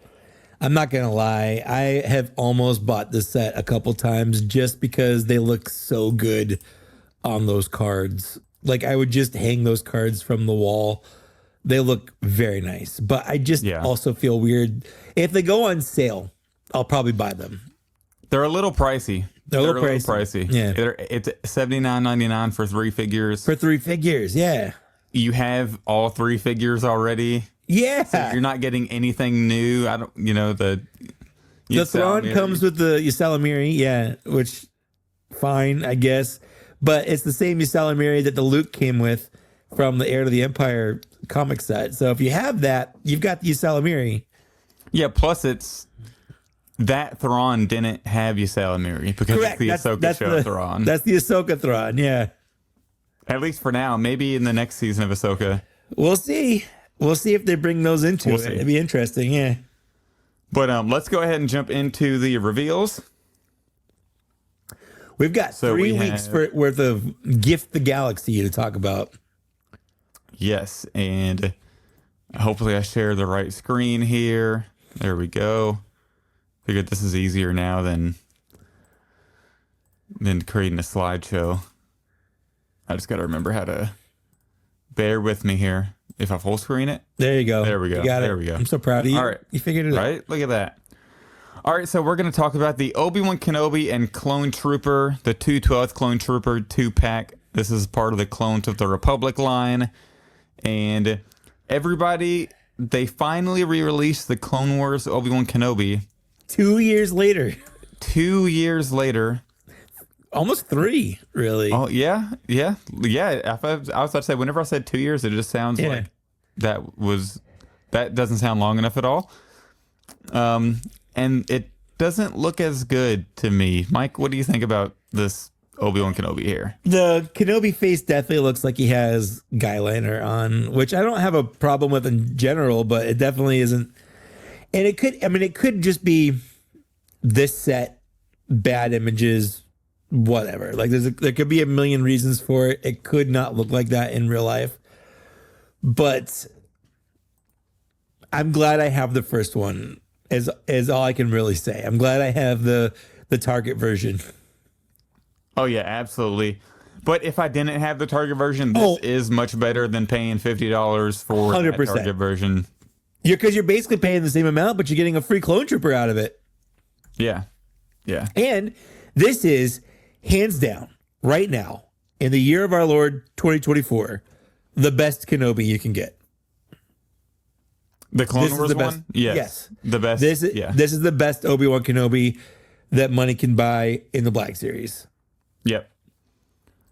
So if you really need it, I think it's worth it. Unfortunately, the face paint, doesn't look as good, but maybe in person it'll be a little better. This could be a prototype, or the paint was a little wonky on this one, but you never know. I mean, it still looks solid. Like, it's not It bad. still looks good. It's still a good head sculpt. Yeah.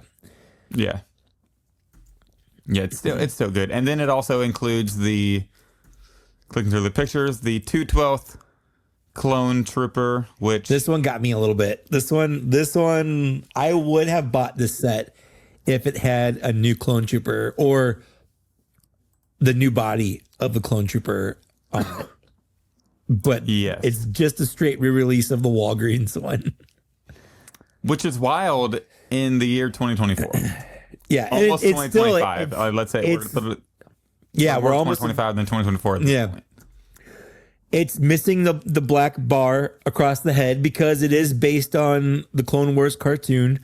So all of the clone troopers that were made in this era are missing that. And that's the reasoning Hasbro gave. It's not like, oh, they forgot to do it or whatever. Like, they were trying to make it screen accurate to the cartoon. And this is. I just don't like it. Like, I do like the black bar adds so much to that helmet. Yeah. And it's just but now that we have better clone troopers out there, I just don't feel a reason to buy this set. You know what I mean? I have a hard time buying an outdated body mold at this point. And it's just frustrating because we've had the 2023 clone for over a year now. Yeah. They could easily just repaint it. Like, it's just a repaint. That's it. Yeah. And the fact that this is the second time they've released the 2020 mold this year, when we already have, the 2023 clone body that's been released multiple times, that was just in the Yoda 2-pack. You know, Right. Like they've had to been playing in these around the same time. We have the Yoda pack in hand already. You know, so it's frustrating, but I guess it's a good way to get the Obi-Wan Kenobi if you don't currently have it. Yeah. But luckily for me, I didn't need it. I passed on it. So I felt good about it. It was a nice like weight off my shoulders. Like I don't need to get this, and I'm fine not getting this because I have those already. Yep. And the next reveal we have, so we're going to get away from underwhelming reveal for now. Kel Naka was officially revealed from the pipeline. Yeah. And this one slaps. I'm going to say it. This one slaps. Slaps. Is he a little darker than what we would expect? Probably. It's right? hard to tell. A lot of Kel Naka scenes take place at night. So it's like, did they get this at night where his hair looked darker? You know, it's just one of those things. I always hold off judgment on colors until I get it in hand. But based on how Hasbro's track record has been this year, it's probably too dark because Luke's hair was. I love this pose. I love this pose where he's running and dropping the robe. Honestly, I'm gonna say it. If this is too dark, I honestly don't care. I literally could care less. I don't care. We're talking about shades of brown. Yeah. You know, it's not like a Luke Skywalker hair or anything. It's a no. Luke Skywalker's hair was was distractingly too dark. Yeah. Yeah. Luke Skywalker's hair is a lot more important than the Kel Naka. I love Kel Naka's lightsaber. It looks so good. Like the gold on it is so nice. Yeah. And this is going to be a good base for a new Chewbacca. Like, obviously, the legs, the arms are all new. The torso is new. The head's obviously new. Like, all of this looks brand new. Yeah, because this is really nice that it's not reuse of Chrysanthemum, which we all thought, because you can clearly see in the cuts of the knees and arms that it's new, which is pretty nice. So it's nice that Hasbro, since this is a deluxe figure, like we're actually getting our money's worth. It feels like, even with we're getting a soft goods robe and we're getting the lightsaber, which is bigger than your average lightsaber because he's a giant Wookiee. Yeah. So yeah, Kel Naka looks awesome. I love how like deep the eyes look almost. Yes. Like you can actually tell they're like behind the fur in a way. Yep. I don't know if I can zoom in. I've tried to zoom in, but it won't let me. But yeah, really nice detail on the Kel Naka figure there. Yeah, this is a good release. I'm very much looking forward to it. Pre-ordered it as soon as I could. Don't care if it goes on sale the week after I get it. I just want it. I do not care. And then the crazy one, in my opinion, the absolutely absurd release, the Luke and Leia from Shadows of the Empire. So this was leaked. The Luke was this is Imperial Guard disguise from that book, comic, whatever it is, novel, graphic novel. It's everything. It's everything. It's in everything. But so the Luke is awesome. I would probably buy it if it were solo packed. But the fact that they're releasing it with Bouche Leia with a new head though, and helmet. Okay. New head and helmet. Yes, new head and helmet.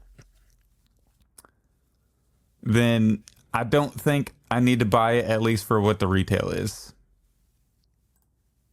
because of the Bouche Leia. Yeah, it's an interesting choice. If they had packaged these in a 2-pack, but on like the Shadows of the Empire bubble, to make it look like the original releases, I would have bought 2 of these just to have them on the bubble. What they should have done is done an Imperial Guard 2-pack and have one of them be Luke and one of them be Lando, because in the book they both infiltrate Coruscant and dress as guards. So that's where this is from in the book. I don't know why they put Leia. I mean, I do know why they put Leia in the Bouche disguise. That's where she gets it. Like that they wrote that into the book to explain where she got the outfit for Return of the Jedi. For the movie, that makes sense. Yes. So that's why she has it, and that's why in the 1996 when they had Shadows of the Empire. That's how they first released that figure.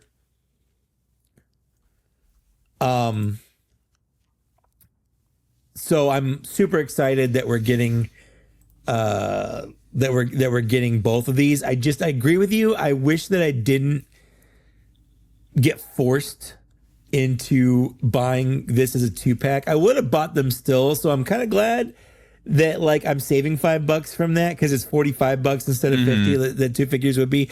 But I'm seeing it from other people's perspective, like you or Out of the Basement guys or whatever, where like you don't want to buy that figure again, and I 100% get that. I 100% get that. Yeah. Because I do really want this Luke, so I'm trying to talk myself into, I can upgrade. It's gonna be so good. But then, like, I look at my Leia on the shelf, and she's got the helmet on, so I don't really need the new head. But the Luke looks so. I don't even care about it being Luke. I just want the trooper looking guy. The trooper looks good. Yeah, I want the helmet on. On my Imperial display. I think that would be cool. Yeah. But I didn't even know this design was really a thing until the figure was announced. So I'm not missing out on too much, at least for like my fandom, anyways. But we do got to bring up.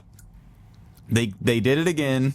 Yes. Bring it up. They photoshopped the knee pin out again. What is going on, Hasbro? Terrible. This is ridiculous. Hasbro, you can't do this. You can't. It's 100% blatant false advertising to do this. This is scummy practice. 100% scummy practice. If the figures have pins in the legs, they have pins in the legs. If you Photoshop it out, people are going to buy it assuming that they don't. And then they're upset because they do. And 100% this will. Like, they're not doing new legs. Oh, absolutely. They're not. This is the same thing with the Leia that I just got. She's going to have. She has pins in her legs, but the promo pictures didn't have them. So it's really, really, really bad, Hasbro. Stop doing this. And this is not even a new thing. They started this with that God the Gore the God Butcher figure. That was the on Marvel Legends one. Yeah. Yep, on Marvel Legends, and then they brought it over to Black Series. So it's a Hasbro overall thing, and I don't know what suit decided that they should do this, but it sucks because there are like casuals out there who post on the Facebook pages, and they're like, "Oh, look, they updated the legs," and it's like they didn't. Nope, they didn't. Nope. This is numerous times they've done this, and it's very scummy practice. Yeah. It sucks that they this figure is sitting at Ollie's and and Ross for $7.99, and now they're making us pay $22.99 if you really want this Luke disguise figure. And so I had the whole thing is just messed up. I had sort of the epiphany that the archive line has sort of ruined the Black Series a little bit. Like, if it weren't for the archive line... Preach. I've been talking about this for years. I know, and I'm on your side. I'm on your side now.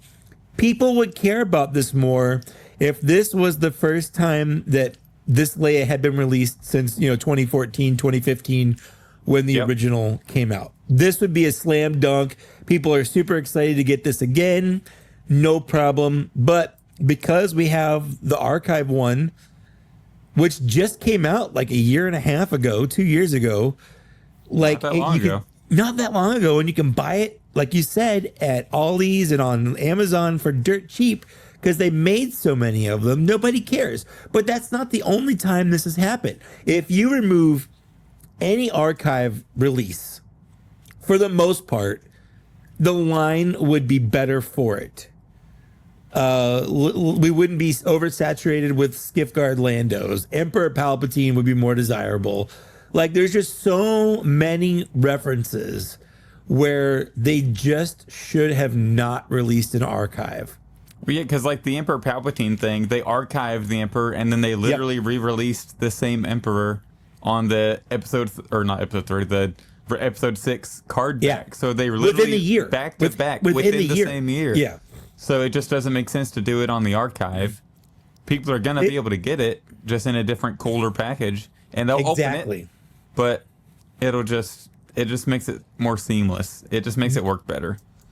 I genuinely. But I guess that's what the A-list now is. A-list is kind of now the new archive, I guess. I think the archive really screwed a lot of these releases up, and they would be more desirable had the archive not existed. Yeah, this set, could you imagine this set? Like you mentioned, this set would be insane if we didn't have the archive Bush Leia already. Oh, I would be through the roof with excitement if this was how I was getting an updated Leia, because not only would she have a new head with the digital face printing as opposed to the original release, which didn't have it, but she'd have the height fix as well. The height I would fix, just be I would just be so excited about it. But instead, I have the archive one that I bought, when it came out, because I wanted the digital face printing upgrade and the height fix. But now I'm going to have another one. Hooray. Yep. Yeah. And I do have to say about, before we move on from this figure set, we mentioned again whenever Zizor was announced, but the Shadows of the Empire box. I know you might. I don't know if you can see that purple on the black. It's purple. Purple's my favorite color. It's one of the prettiest and most satisfying Black Series packagings to look at. This black and then the purple accents on it. It's like peak. This is peak Galaxy packaging here. Black and purple is one of the best color combinations. There's a Transformer called Skywarp, and that's his color combination, and he's the best one because of that color. So you can see purple's pretty good? Oh, yeah. So growing up, I thought my favorite color was blue, but every time I'm like, oh, I like that color blue, people are like, no, that's actually purple. And that's when I realized that, no, my favorite color was purple the whole time. I just didn't know. Yeah. Yeah, but it's sleek. That purple is really good. Oh, it's such a good color, yeah. The red on Luke pops really well, in the packaging. It's like a candy red, like a deep... Yeah. Like a nice deep red. This is such a cool set. It just sucks that this archive figure is... that Bush Leia is sitting out there. I don't know. Even if it hits a sale, I'm not 100% sure. And stuff on Pulse doesn't really hit sales that much. No, but isn't it also Shop Disney? Is it Shop Disney? I don't know, honestly. I don't know if it was Pulse and Shop Disney or just Pulse. I do have the email here. I could just go back. Well, I'm sharing that. I don't. Yeah, two things about, or one thing about this that's shared between both figures. The new head, are they both new heads? Is that a new Luke Skywalker head? I think that's a new Luke Skywalker head. Unless it's the one they used for the... They both look like they've just seen something surprising and or scary. Like they both look concerned. They both have like wide eyes. Like if they just saw like a dinosaur or something like Leia specifically, she's like frozen in terror. Yeah. She's very wide-eyed. Yeah. Luke just looks like he's about to fight. He's like focused. Sure. But Leia looks terrified, and I'm like concerned for her well-being. Yeah. Yeah, I guess that is his face looks like chubby, like his suit is pushing his neck up into his cheeks. Yeah, it does. But yeah, it's a good set. I'm gonna zoom in on. But like you said, that guard set could just be an Imperial Guard, and that's fine. But yeah, Leia's like her face looks great. The paint on it looks great, but like the expression they have on her is something else. She's very wide-eyed. Yeah, she's pretty wide-eyed. But overall, pretty neat releases. I mean, the Kel Naka is really good. There was another. I'll share this really, really quick. Not really a reveal, but a pipeline. And we're going to bring it back to that email we got. Before you do that, I just want to say something about Shadows of the Empire real quick. Oh, sure. Go ahead. It's cool. We've got Shizor. We've got this Luke, that Leia. We're getting Dash. That's been sort of revealed already accidentally.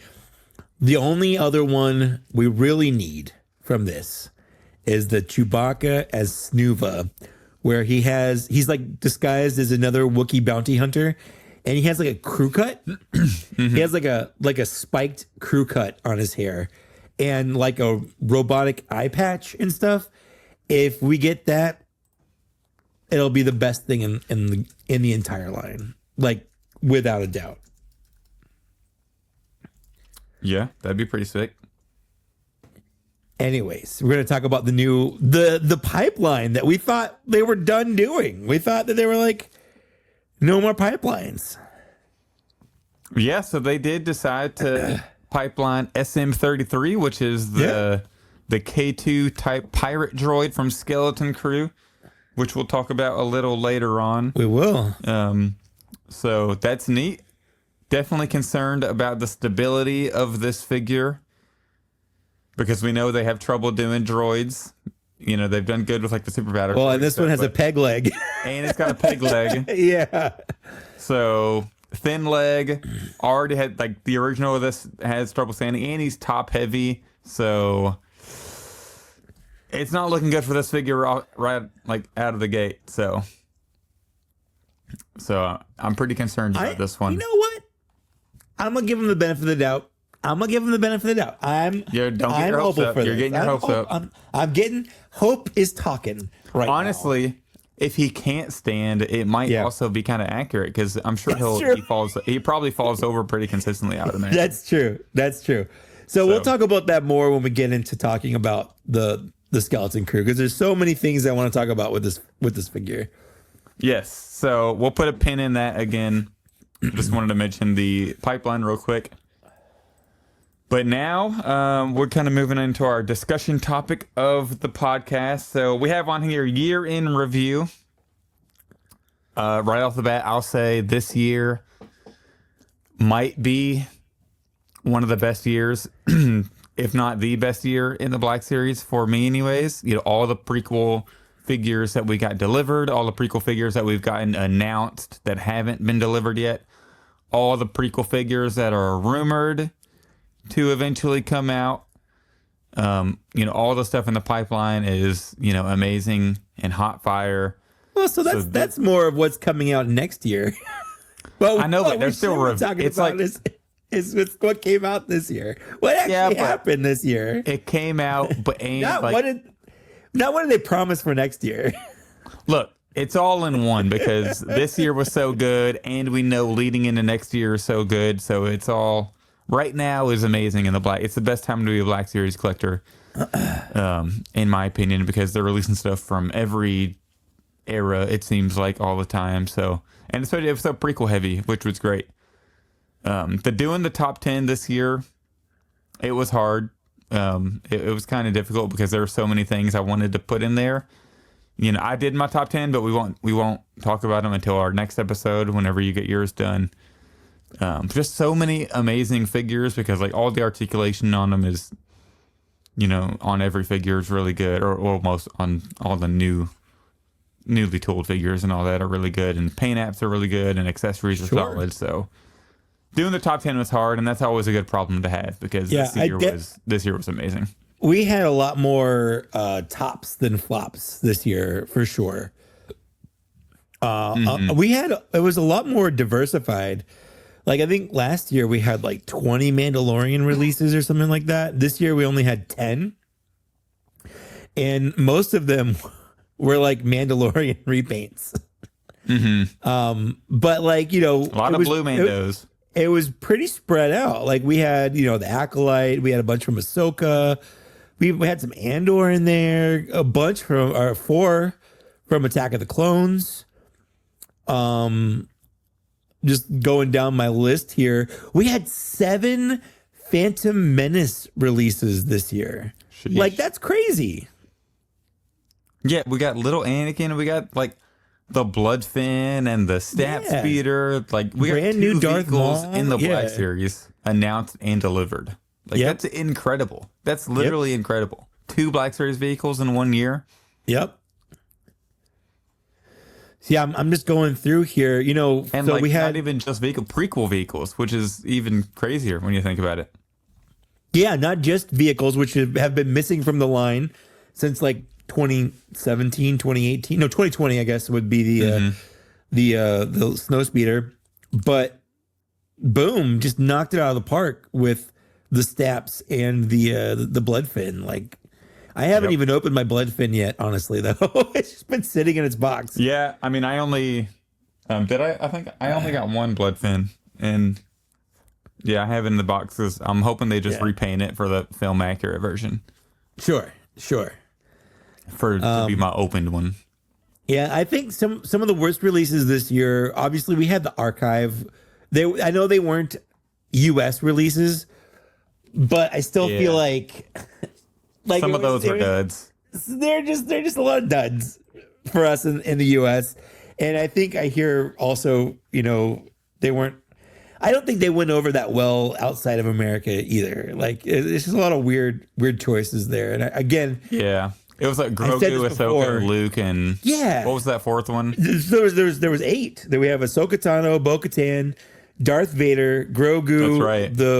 the Imperial light cruiser Luke, X-wing Luke, the Padawan Obi-Wan, and a Stormtrooper. Yeah, Padawan Obi-Wan was the second wave. And I feel like they don't need these anymore. They don't need the archive anymore, Hasbro. Get rid of the archive. Do A-list. Get rid of the archive. Yeah, so I think what A-list is going to be America, and then archive is going to be international. Why though? Why do you need 2? Why do you need 2 different things? Yeah, that's just that's confusing. It's confusing.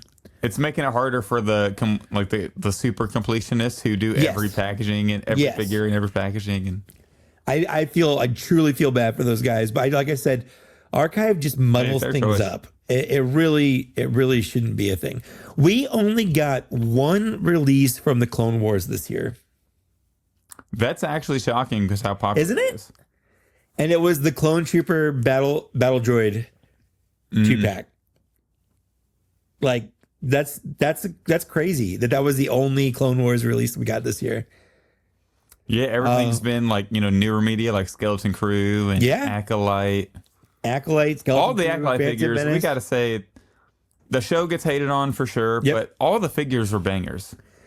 Yord, Indara, Soul, even May and Osha, great. Jekki, great.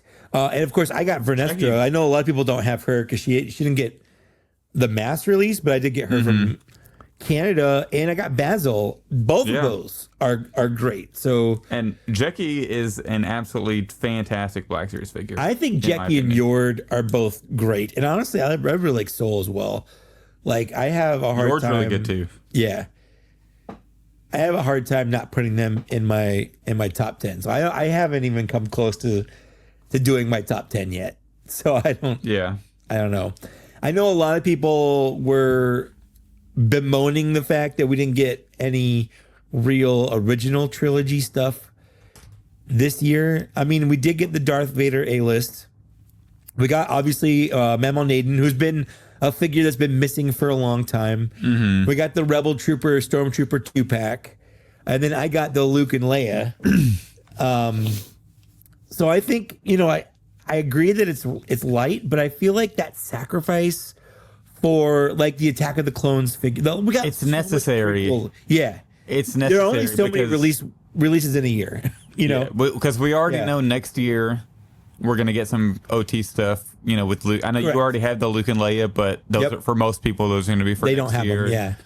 Yeah. They're doing that whole return to Tatooine, so we'll probably get more Black Series from around then, and also. So this year's a prequel heavy year. Next year they'll do some OT and Revenge of the Sith, I'm sure, for the anniversary. Well, I guess we're already getting, Return of the Jedi or Revenge of the Sith stuff because we've got the Commander Cody on pre-order, but that's not coming until next year, but it's announced. So we got Commander Cody and we got Bakara. Yeah, so we'll get more prequel stuff, more OT stuff's coming next year, but this year... Yeah, let the Phantom Menace have the spotlight for a year. Let the Phantom Menace deserves the spotlight. We got droidicas. We got 3 different super battle droids this year. We went from having no battle droids to 3 different battle droids. Yeah. Or super battle droids. Super battle droids, yeah. Super battle droids. And then after next year when we get the clone, or not the commando droid. The commando droid, yeah. We're going to have a whole CIS army to be able to build. True. So. Yep. It's a hot time to be a Black Series collector, I'm telling you. And especially between that and they're doing a lot of the reruns this year. So we got a ton of reruns this year. 1, 2, 3, 4, 5, 6, 7, 8, 9, 10, 11, 12, 13, 14 reruns that came out this year. And then 4 more that are coming out next year that we know of. Yeah. And a lot of them are figures that people have been wanting. So like 000, BT1, Bosk, the Clone Wars Ahsoka Tano that, I would have preferred a new version of that figure personally, but same thing with BT1. Like they really should do that on the new astromech body. But like Captain Rex, even though it's on the old body, I still feel like it holds up pretty well. Yeah, it does. And we're getting the new one next year for Phase 1, Captain Rex. True. So that's been pipelined. Like Crosshair Bad Batch and Hunter, like both of those were like figures that people wanted and were going for a lot on the aftermarket. So I'm glad that they did those to catch people up. Like I don't think it hurt anything that they redid those figures or reran those figures or whatever. Yeah. I think another milestone this year is we finally got one Revenge of the Sith figure. It's on the board. It's on the board.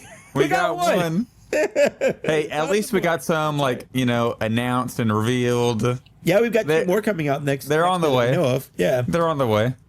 Yep. But yeah, that Darth Sidious, it's an amazing figure. I love it. Yeah. It's in my top 10. It's not high, but it made the cut. It made the cut. Yeah. But yeah, I just did my review of the Skeleton Crew Wave, and I like it. The one that I thought I wouldn't care about at all was Jadna Nawud. And again, I did these after only watching 2 episodes, which he's not really in. And as a toy, I actually really like him. I think he's a good toy. Mm-hmm. I'll talk about that a little more on the. Yeah. We'll get into that when we get into the Skeleton Crew stuff. I think another big flop though was Holocom. Like I had to look these up to see if they even came out. Oh yeah, I didn't pre-order them. Other than the Darth Vader, I know I've seen Darth Maul because he's Target exclusive, so I've seen him in stores. But like I never saw. I think May was a Walmart exclusive. I never saw her in stores. And I never pre-ordered like Osha or Ezra, so I didn't even know if they came out. But like, who cares about these? Like, who? I don't know anyone that literally that's only the Darth Vader Yeah. is useful to me because of the Lane Speeder Luke. And I probably still would have bought the Darth Vader had Luke not made that because it is Darth Vader. I did, yeah. But so yeah, I think I ordered that before Luke even designed that. But the fact that he created that, we were able to 3D print it. That just took it to another level. And then another highlight for me was the Yoda 2-pack with Gree. Oh my god! Not even necessarily for the Gree. No, this prequel Yoda might be one of my favorite sets because you get the alternate head and you get the chair. I can't wait to see how many people are mad when he's like my number 1 figure of the year. I just love him so much. I mean, I think it's definitely up there. I think right now for me it's third. Yeah. It's third on my list. So it's up there because I mean still though, I never thought we'd live in a world where Yoda is so high on our top 10 list. Yeah. But it's definitely one of the highlights of the year, especially because not only because of its release, but I think I mentioned this in my TikTok unless I cut it out because I recorded like a 5-minute video on the Yoda and then I was like, this is too long for TikTok. I have to trim this down quite a bit. So it was probably pretty choppy. But because of the fact that we got Darth Sidious with it, with the prequel Yoda, and it has the mean mugging face, you can make him fight. This is a 2-pack alone. This could have been a cool 2-pack. And we got both of them this year. So honestly, if they did a 2-pack of that with like force lightning effects where he's like doing the ball lightning thing or something, I'd rebuy it. I would. Or if it came Oh, with yeah. like if it came with like the Senate wheel, like Senate seat thing. Oh, good luck. That'd be It's a lot big. for Hasbro. It's That'd be so huge. big, I know. If it came with half a Senate seat, I'd buy it still. Yeah, we need Luke to design one because I know We he said need a Senate seat. Yeah. Luke did say that there's others out there that he doesn't think he can improve on, but I've looked at him on, the software, the Bamboo, lab and all that, and he could improve it 100%. Luke could make it easier to print for the certain size printers because those are just too big. Pletho's also right. We need a cackling Sidious head for sure. A 2-pack with a cackling head. Yeah, some more accessories. I'm in for it. Yeah. I mean, hey, we're suckers, but it's true. A little bit of a letdown this year was the Enoch and Stormtrooper 2-pack. Hear me out. I really enjoy the set. I liked the set. I'm upset that almost every single Stormtrooper has the eye paint issue. Yeah. And because Mr. Coffee, I think, pointed that I really loved it. And Mr. Coffee pointed it out to me and completely ruined the Stormtrooper for me because I didn't notice it until he said, "Is your eye messed up?" Yeah. Yeah. And then I was like, "Mother effer, they're both mispainted." Yep. And I'm pretty sure because it was like that in the promo images, on every single Captain Enoch, the red emblems are they're off center, and it bothers me. Yeah. And I wanted to put, like, this Enoch is probably a top 10 figure for me if they weren't off center, but they're off center and it really, really bothers me. I agree. But other than that, I mean, it's just such a fantastic figure. Like all the gold, plating on it and the shiny paint. It's a lot of work went into both of these figures. And so it's like, it's not really a low light. I was probably a little hard on it leading up to this, but it's just kind of disappointing because every time I look at him, that's all I see now. Like instead of focusing on all the amazing things on the figures, like the ribboning, you just see the flaws. I just see the mispaint. Yeah, and it's like that's unfortunate. Which it's hard to train your brain to not see flaws when they're pointed out like that because you're overlooking so much good stuff there. Just to look at those tiny flaws, but they are there. Like I'm not going to say they're not there. Yeah, and maybe it's because my voice is starting to crack now. Yeah, maybe it's because they've been sitting on my desk the whole time, and I haven't put them on the shelf yet. So when I'm looking at them from a distance, when they're on the shelf, maybe my brain will feel better about them. So we'll see though. And also, it's cool that Enoch's gun has paint, like the black or the gold. Yeah, it's got a lot of paint too. Yeah, yeah. Yeah, so I mean, I feel like it was a good year. Probably one of the most diverse years for Black Series. We got a lot of figures that we've needed in the line for a long time between the redone Maul and the Mammon Nadon that we've just been searching for. We got some new show stuff that actually came out pretty well. So I'm happy with this year. With the and like you shows, said. too. I'm happy with this year, and figuring out a top 10 is going to be real tough because there's a lot of really good ones. And like you said at the beginning of this segment, next year is looking stellar. So I'm very much looking forward to what's happening. We still have some pipeline figures that we haven't seen yet. So we have obviously a lot of leaked figures that we hope are coming out. So there's a lot to look forward to in the future. This year was great. Anyone that's like, oh, the line's dead or whatever, I don't know if I could be that miserable to see it that way, honestly. Because objectively, the line is good. I don't know if I could say it's the best year, but it's a really good year. For sure. I mean, off the top of my head, I would like to be able to compare, but I mean, I think it might be the best. I mean, Super Battle Droid and Droidica and Darth Sidious and the prequel Yoda set and the Stat and Bloodfin is hard to beat. But I mean, if you think about it, there's also years where we got Tauntaun and Wampa set came out at the same time. I feel like last year was really solid with the new R2 mold. Yeah. And we got, the Luke. the new Luke. We got Darth Malgus, Darth Malik. The Last year old was a Master heavy hitter for sure, Maul. too. Yeah.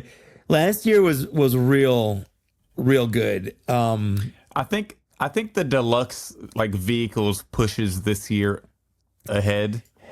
I would Like probably agree with that. The figures are probably better, Yeah. like Malgus, but also the Super Battle Droid is amazing. With the chest panel pops up, you know what I they haven't didn't even seen? market that. You know what I haven't seen a lot this year? Peg warming. Yeah, it's mostly just old stuff, I haven't not stuff seen, that's released this year.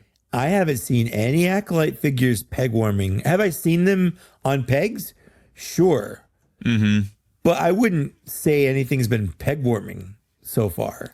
No, I mean the only peg warming stuff is the Holocom, and I still have General Lando's, which we made our Hall of Fame last episode.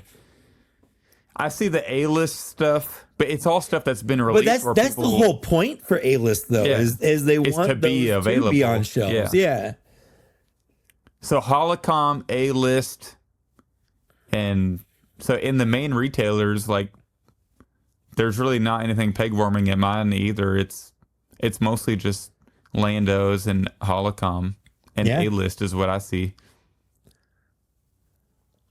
I mean, well, obviously, time will tell next year if we are seeing, Acolyte figures rotting on shelves or Skeleton Crew figures rotting on shelves or something like that. I've seen a couple of the reruns, like Plo Koon showed up at Ross, I think, but I haven't seen him. I haven't seen him at regular stores, so it's always weird.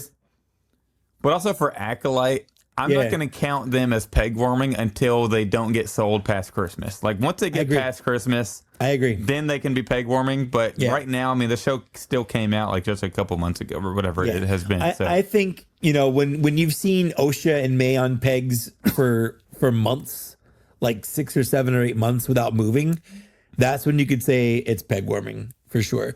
But I'll go to Walmart or whatever and I'll see those figures there, and then I go back like 2 weeks later, they're not there anymore. Like people are buying them. Yep. So I would say 2024, like the deluxe stuff, the vehicles probably pushes it, but also like, we'd have to think about like the year 2014 or 2015, whenever we were getting the Tauntaun and Wampa at the same time.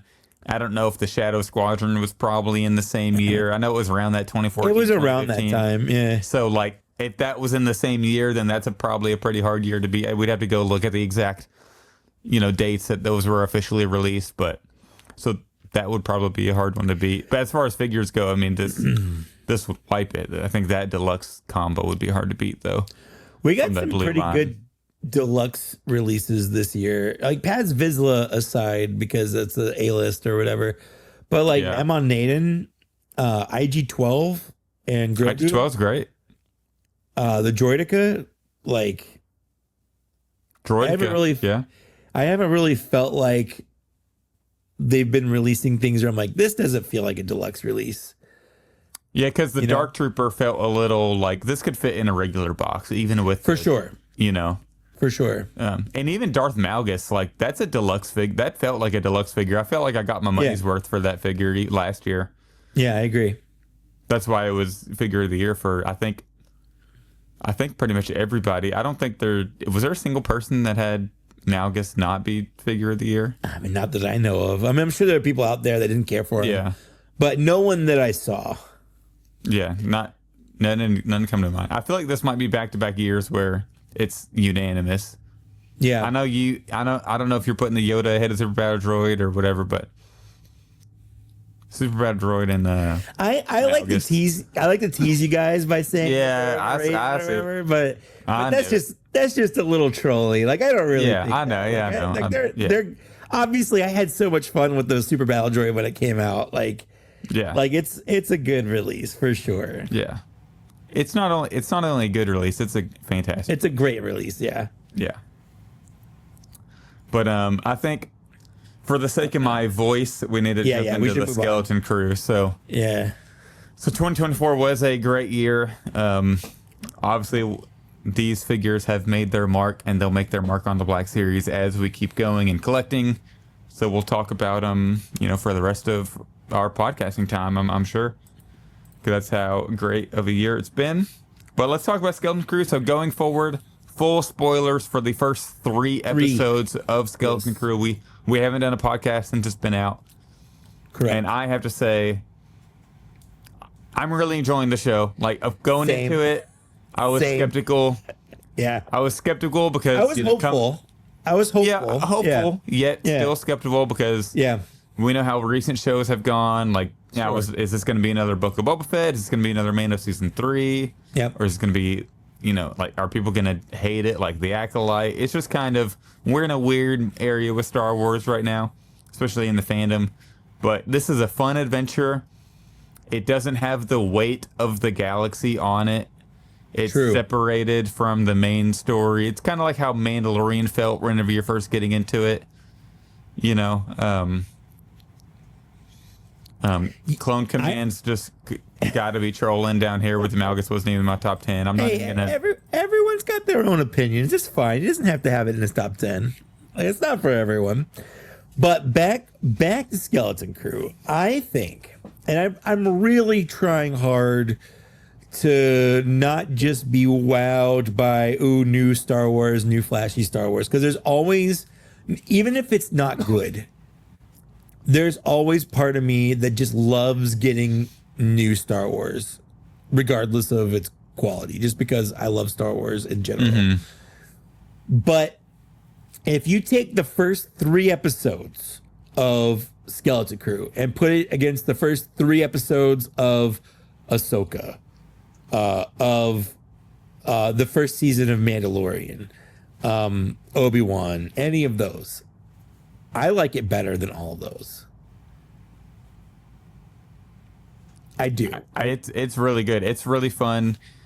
And I think the way the story is being told, like we're finding out along with the characters rather than in the Acolyte. It seems like everybody knew what was going on except us. Yeah. So it's kind of annoying where it's like, can you just tell us what happened? And then every time Soul's about to say something, like something breaks or something happens. Something happens. Yeah. Like 6 episodes in a row, Soul's like, I'm going to say what I'm going to tell you. Like, I can't relive that again or whatever, Yeah.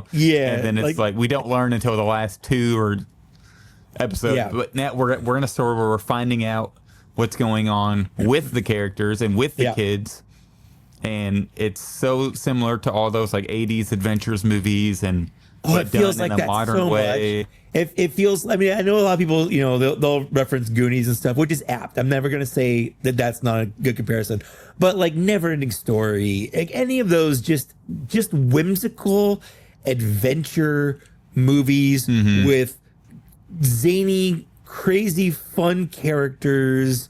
Like, for me, the tone, the setting is perfect, but it also, I was afraid it was going to be a little too toned down and too kiddie, but the show opens up with basically almost a shot-for-shot remake of the opening of A New Hope, but like pirates. And the whole time I'm watching that, I'm like, oh my God, this is amazing. Like, this is exactly what I wanted from a show. Like, just all out fights and great action and interesting looking characters. Like, it's so good. Yeah, it's just, not only is it just a fun like feel, like the adventure, the plot is just so interesting. Yeah. If I'm being honest, like I actually, I don't necessarily know if I fear Brutus, but he feels like a legit threat to, he hasn't done anything crazy right now. But you mean this Brutus right here? This guy that Brutus right there, which I'm very jealous of because mine got delayed. It was supposed to be here yesterday, and it got pushed back a whole week. Thanks a lot, Amazon. I love the whole opening. Like, I just want to talk about the opening for a second, because like the whole thing. First of all, we've got Captain Silvo. Yep. Who definitely not like a reference to Long John Silver. Like, first of all, that's definitely not a reference. But like where he's like, yeah, they're mirroring the whole like if this is a consular ship, where is the ambassador? But it's like if this is a transport ship, why do you have a vault? Like I got like that. They break into it and there's like nothing in there. Literally And just a single. one credit. It was one credit. Yeah. It was one credit. So they have a mutiny, and I'm like, this is great. And then I was worried because it's clearly like in the opening, I'm like, this is clearly Jude Law. Like that, the way I know he's got a voice modulator on there, but he's got an English accent. Like it's very clearly Jude Law the whole time. Mm-hmm. And he's in jail when you meet him, so exactly. And then at the end of the second episode, you meet him in jail. I'm like, okay, that's clearly like it's. But the whole thing, I was hoping they weren't going to draw it out. And like at the very beginning of the third episode, they're like, Captain Silvo escaped. And you're like, okay, cool. So it's like not even a question. Like, they're not hiding it. Like that is Captain Silvo, 100%. Yeah, I like this storytelling so much better than the Acolyte, where instead of answering your questions, they just added and added and added and added and added and added and added more questions until you were overloaded, and then they were like, okay, now we'll start. Yeah. And they're like, oh, now we'll start letting you in on a little bit of the secrets, and then in the final 2 episodes, wrap everything up about what happened and all the motivations, and it's overbearing almost. But now with this one, it's just a fun story and a fun ride, and I think it feels more like Star Wars to me. Agreed. I agree with that. Or it feels like what Star Wars should be, if that makes sense. Mm-hmm. Where I'm like, everything's a little bit different. Everything's its own thing. But when we were first watching Mandalorian, that's kind of what I wanted it to be, where it was just kind of a fun adventure that didn't really have any global or galactic implications.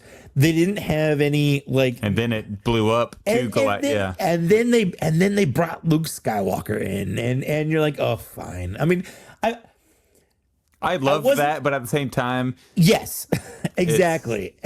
Like I'm not going to say I didn't love seeing Luke Skywalker on screen, but at the same time, it took the story in a direction I was hoping it wasn't going to go, because the galaxy is big. And anytime you make too many connections like that, it makes the galaxy small. And the Star Wars galaxy just feels too small. Like everyone knows each other. Everyone's interacted before.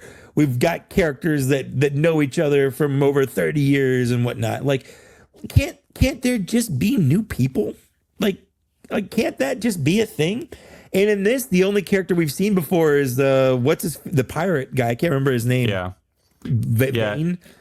And that, I feel like that's strictly just to show what time period we're in for the casuals who I agree. don't know. They're like, oh, I've seen this guy before. And he's clearly a pirate. Obviously, at the end of season 3 of Mando, like his pirate captain died. So like, what's he gonna do? He joins another crew.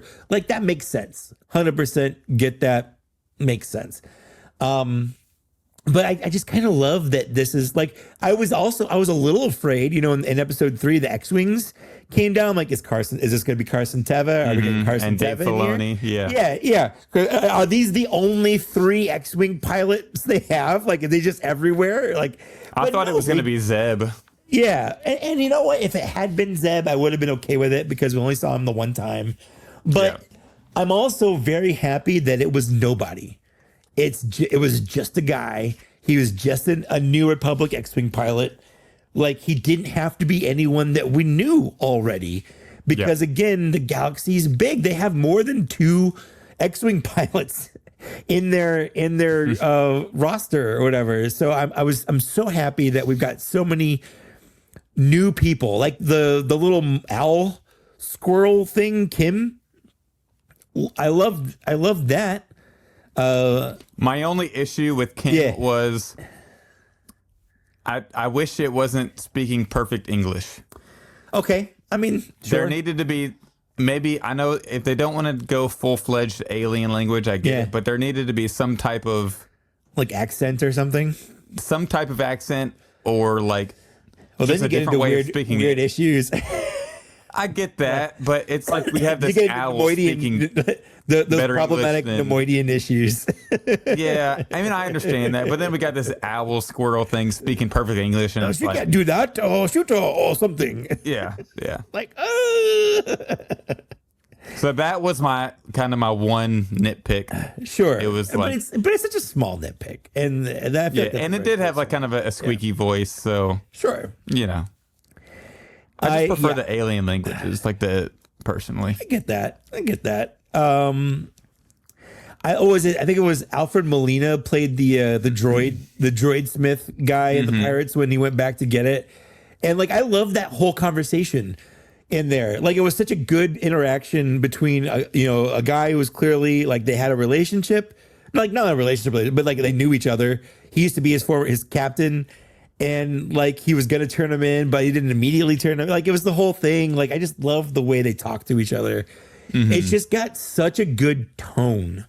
It's got such a good feel to it. Where Yeah, it's like the whole vibe about it. Yeah. Yeah, it's not like as deep and as like Andor. It's uplifting, and it just feels like Star Wars, you know. It does. It just feels like Star Wars. Because it kind of it reminds me of like the original trilogy, the way, you know, sort of Luke's story, you know, where he's just a kid, he goes on an adventure, and who knows what happens. That's kind of what these kids are on, and they're younger, but their kids are just on an adventure. Yeah. You know who knows what's going to happen. What's interesting to me is the amount of people that I don't think a lot. I don't know how to word this. There are people out there who don't understand what's happening with At-Aten. Like they don't understand that it's lost, or it's not lost, but it's a hidden. It's a hidden world. It's been cut off so long that people think that it's mythical. Sometime in the Old Republic. They don't say when or how long. Could be hundreds of years. Could be thousands of years. Could just be like 50 years. Like we don't know. But on At-Aten, they still think it's the Republic. Like they don't know anything about the war, the New Republic, the Empire. All of it is cut off, and they're not allowed to leave. And I think whenever the owl lady Kim, was talking, she said something like proto something, which usually means like pre or like the original Republic. So right.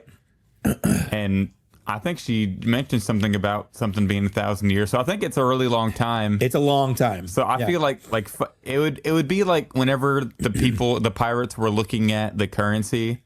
Yes. It would be the equivalent, in my opinion, at least for what I took of it, of like finding a mint condition Roman gold coin, or like a Roman coin in perfect mint condition, which doesn't happen, which is impossible, pretty much. But then you go to a place where like that's still the money. They're still minting it. Like that money isn't old. It's not thousands of years old money. It's just money that's printed like it's thousands of years old, kind of. Yeah. Like in the style of it being thousands of years old. Yeah.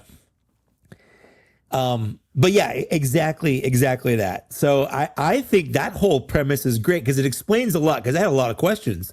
Like they were talking about, like, they didn't know what stars were. Like, how do you not know what stars were in a place that has space travel?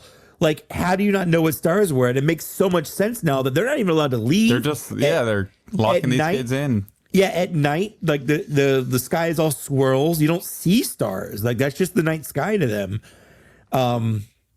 So it's all very interesting the way that it's unfolding. I love the mystery where instead of searching for some mythical world like in Treasure Planet or whatever, where they're all like, we gotta find, or like Road to El Dorado, where it's like, this is a mythical land we're looking for. Like they're from the mythical land.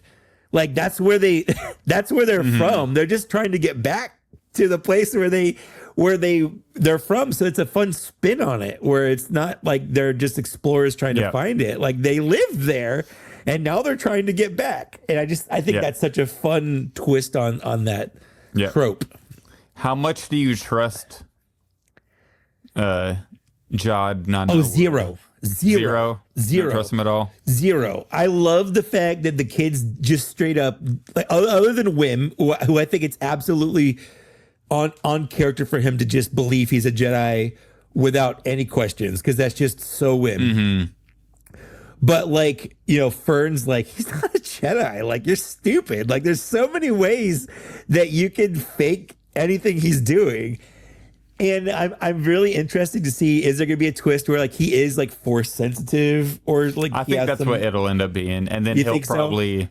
I think Wim will end up being force sensitive, and then he'll maybe try to like show that anybody can access it as long as you try hard enough and focus hard enough, and that's the way they're going with like Sabine and all that. So I think that's kind of where it'll go. Yeah, kind of what they're going with in the newer Star Wars.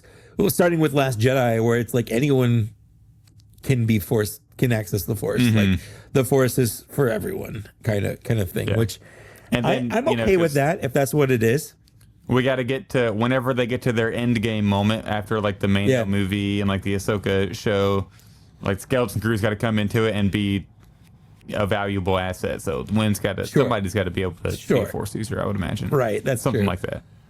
So, but yeah, I love all the kids. I said this in a review where like, I didn't want to review them because I didn't know anything about them. Like, I don't care about these kids. Like, they're just kids.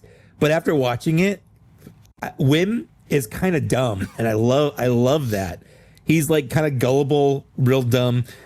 Freaking Neil is me as a kid, 100%. Nerdy, like chubby, all that stuff. Comb over, all that. Elephant, still me.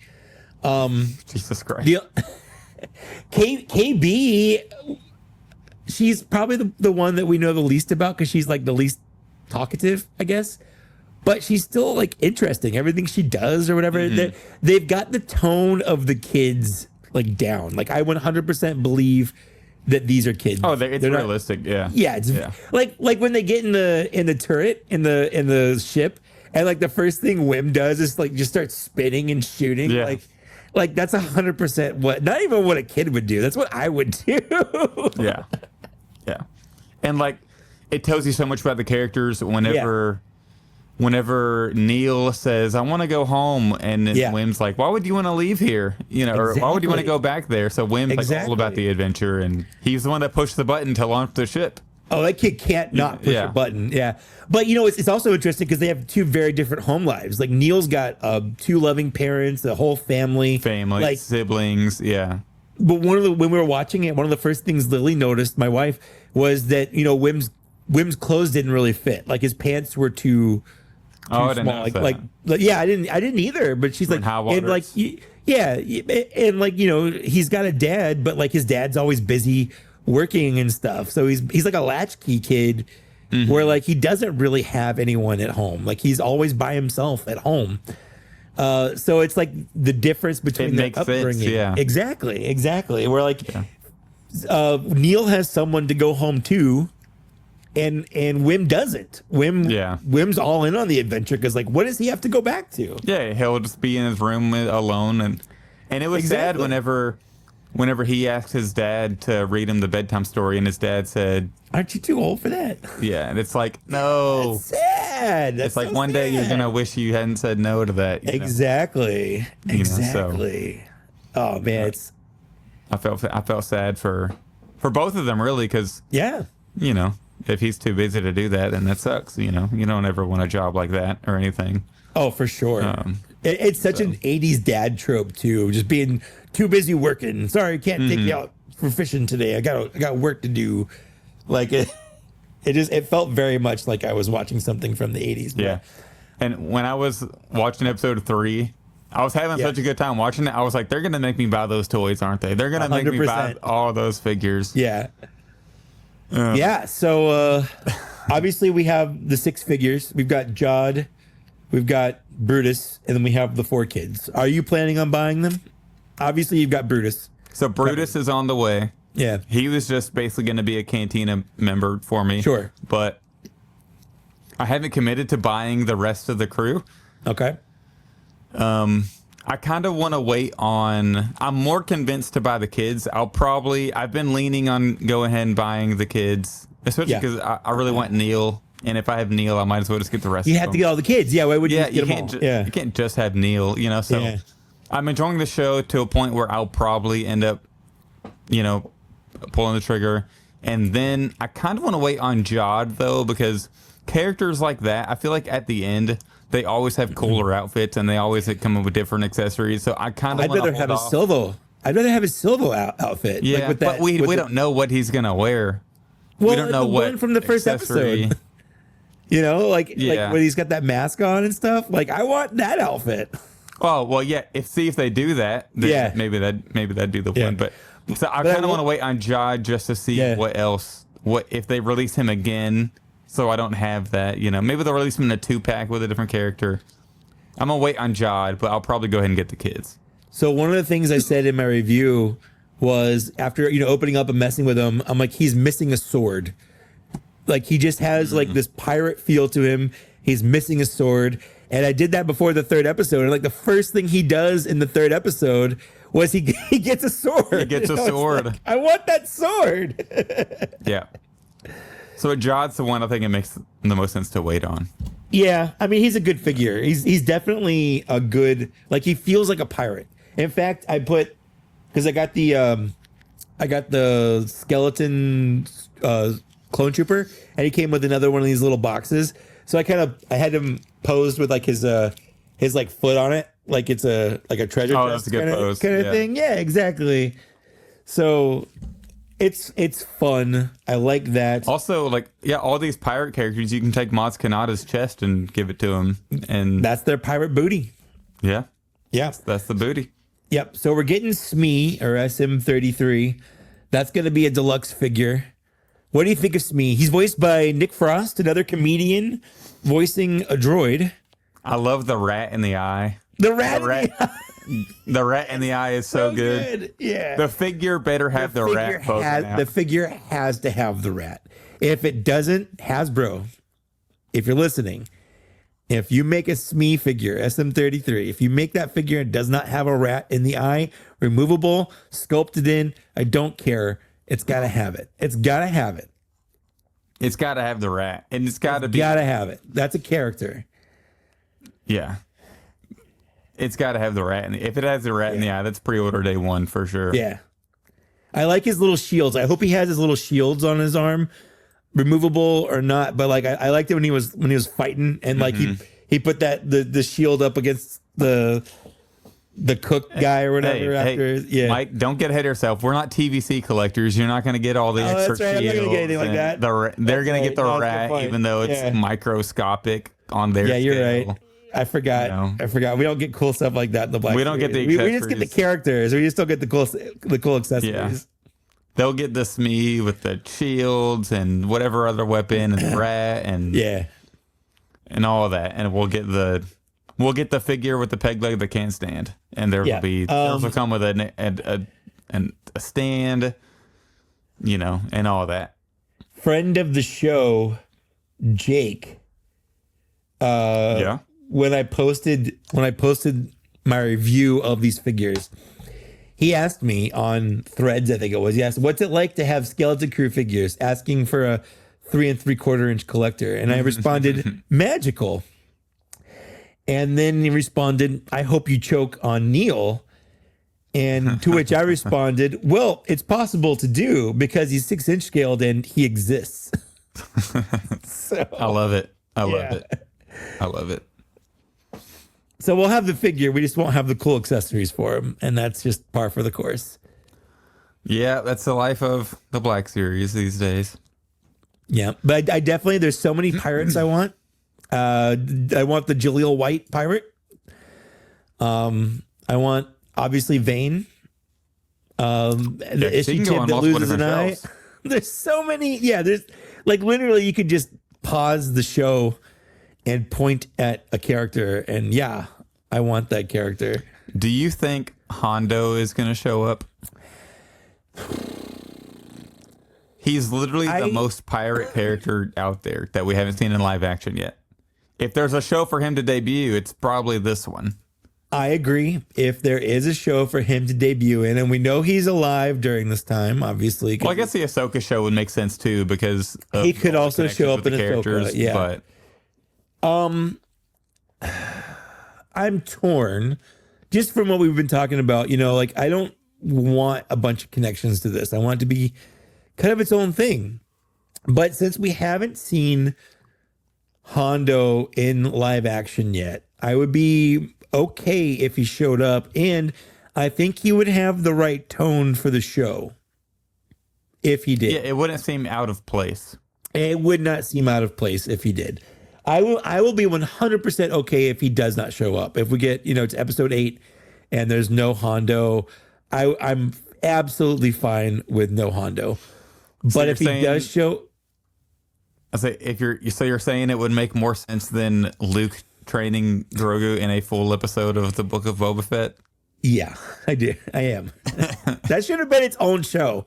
That should have been its own thing, like the Grogu Adventures or something like that. Or just Mandalorian season 3. I mean, come on. Or just Mandalorian season 3 and have them come back at the end, like reconverge at the end of the show. Like it would have made a lot more sense. Like the whole thing could have been done without Grogu.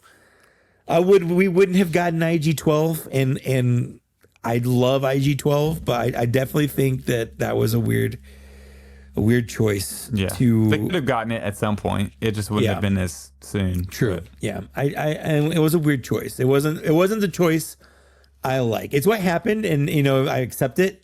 I can't do anything to change it. I think it would have been better without it.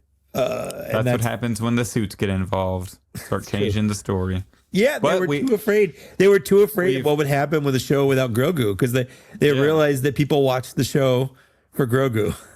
Yeah, that's when they start making shows for everybody, not Star Wars fans. That's the Hallmark true. fans that just see it in Hallmark and they're all happy. But we've seen what happens whenever the Disney and Lucasfilm execs stay out of the business with Andor and Skeleton Crew. So it's off to good start so far.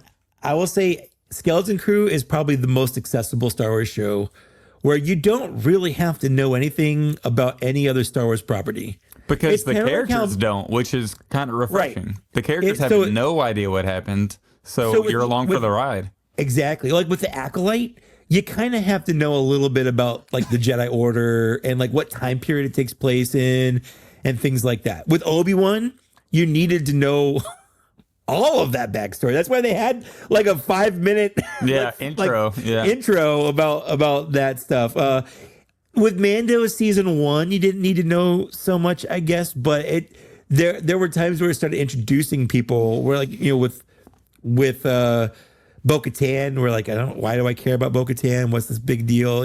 Like things like that. Even with Ahsoka, like to really get the most out of Ahsoka, you have to have watched Rebels. Yeah. Whereas Skeleton Crew, even to the point Andor, you kind of need to know a little bit about Andor. But with Skeleton Crew, it's just there. It just is what it is. You can just watch it. Mm-hmm. And it's pretty accessible for everyone. Like I wouldn't be afraid of showing it to like a kid. In fact, I'd be like, oh yeah, you're gonna love this. I texted my dad. Yeah, you'll relate to this. Yeah, 100%. I texted my dad after we watched the first 2 episodes. I'm like, my nephew Dylan, he's 10. Like he's gonna love this. Like this is gonna be his jam. Like whenever he watches this, he's gonna be all over it. Like he's gonna identify with Wim so much. Like he is Wim basically. Mm-hmm. Yeah, that's awesome to hear. I think it'll be a successful show, and it seems like the reaction has been solid so far. So yeah, mostly solid. There's a little bit of little bit negative reaction I've seen on episode 3, and there's just people that like anything Disney Star Wars are like, oh no, I don't like it. Yeah, and I genuinely feel bad for those people. I do. Where they can't take something on its own merit. They just want to be upset. And I just feel like that's so much energy just to want to be that upset. Like, just don't. Like, why do you even still like Star Wars? For the clicks, for the reactions, for the likes, for the wrong reasons. They're absolute wrong reasons. For the YouTube clickbait, Like, but I don't understand how anyone could not like it, but I know I'm not a paragon. Like I am not a monolith. Like not everyone has to like things that I like. I get that. But I just like there's just so much to like here where it lines up with the original Star Wars. Where it's just fun. It's just a fun adventure. Well, I just don't understand putting so much effort into something you don't like. Like whenever I don't like something, we talk about it on the podcast and then And that's it. move on. Yeah, we move on. But people just like comment over and over. Like if you don't like the Acolyte, then why are you so obsessed with commenting Why are you obsessed on with all it? the Yeah. Acolyte stuff? You know, You're obsessed with it. You're so obsessed with it. So Yeah. that's just the Star Wars fandom for you. It's most fandoms nowadays, unfortunately. Yeah, you're not wrong. Yeah. You're not Anyway, I am having a lot of fun watching it, and honestly, like I said, once the show's done, I'll give it a proper like rating of where it falls in my favorite shows. But as of right now, the first 3 episodes, I'm having more fun watching it than I have any other Star Wars show, including Andor. Andor was great, but the first 3 episodes were kind of a slog until it pays off in episode 3. Andor was great. I wouldn't say it's fun at all. No, it's not fun. It's not a fun show. Exactly. It's a good show. Yeah. It's like the polar opposite is Andor and Skeleton Crew. Yeah, where they're both really good, but and they're for both different really reasons. good, but they're just different reasons. Yeah. But I think that's probably gonna do it. Yeah, Skeleton Crew's going good. 2024 Black Series was fantastic. So we just got Mike, one thing to do. Oh yeah, we got. I was gonna do closing plugs. I almost forgot about the Hall of Fame. So we have to put a figure into the Hall of Fame, like we do every episode, as is tradition now here on the Black Series Cantina podcast. And our most recent one was General Lando. Amazing figure was number 16. So we got to do number 17 now. So Mike, I didn't think of one before the show to offer up for the Hall of Fame. So did you have one locked and loaded you wanted to throw out there while I come up with one?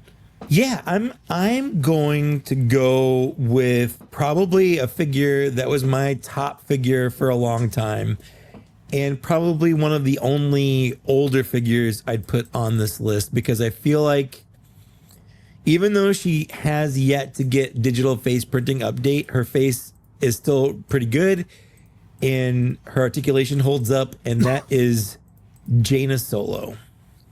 Okay. That's a interesting choice for sure. She has so many boxes that I love being checked off. She's got a flight suit, like X-Wing pilot flight suit. That's removable, so it's just like a jumpsuit. She's a Jedi. She's got a blaster. Like, she's got good articulation. I really like her. She's one of my favorite figures. I'm gonna throw it back all the way to 2014 or 2015. I think 2015 maybe, not 100% sure. To the figure we were talking about earlier. I'm gonna throw in the Han Solo and Tauntaun set as my option here. So, but I mean, if people in the chat, people in the chat can throw in. They can give their opinions. We got some people watching live right now, so if they want to get in on the action between those two or throw one out, we're open to everything. But unless we have too many Hoth things in there, because we did just do the Hoth, the snow speeder. We do. I honestly, I don't like that Han Solo. Like, I like the Tauntaun. I just do. I know, like but that it's Han Solo. It's still such a good set, though. I have such a hard time putting it in any kind of Hall of Fame, just because I just don't like it that much. It literally, okay, for modern times, the figure isn't great, but the Tauntaun is so good. So a Hall of Fame to me is a figure that stands up over time. Okay, how about this? But it's also the Black Series Hall of Fame, so like something from... Let's meet in the middle. Let's say General Veers. Veers, he's actually been needing to be in for a while. So he's from Empire Strikes Back on Hoth. He's an Imperial figure, but he also has that cool like battle armor that he can put on. Yep. Probably the best Imperial officer that we have in the Black Series. Oh, easily. Yeah. I mean, I guess you could argue like the Tarkin that comes with the droid is another great release because of the droid. I think Veers is more fun. Like any figure that you can have two different looks. Armor. Yeah. I'm good with that. We can put Veers in. I'm totally good with Veers. Veers it is. All right, General Veers, let's go. Black Series Hall of Fame. General Veers, great figure. But yeah, I like that. Number 17, General Veers.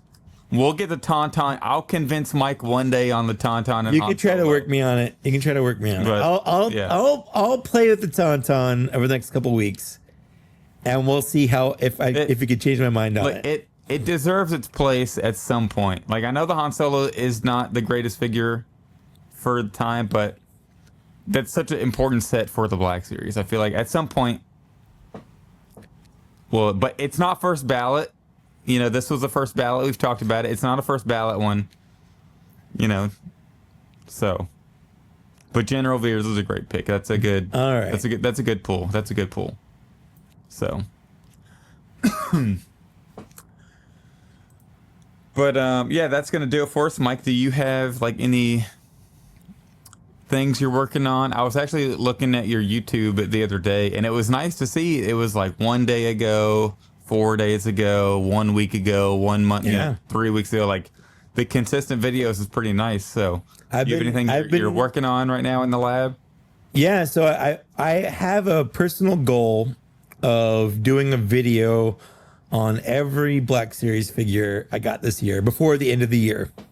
And since we're in December, is that gonna happen? I don't know, honestly, but I only have 3 more releases to make a video on. I've got the Bloodfin Darth Maul, I've got the Stap, and I've got Holocom Darth Vader.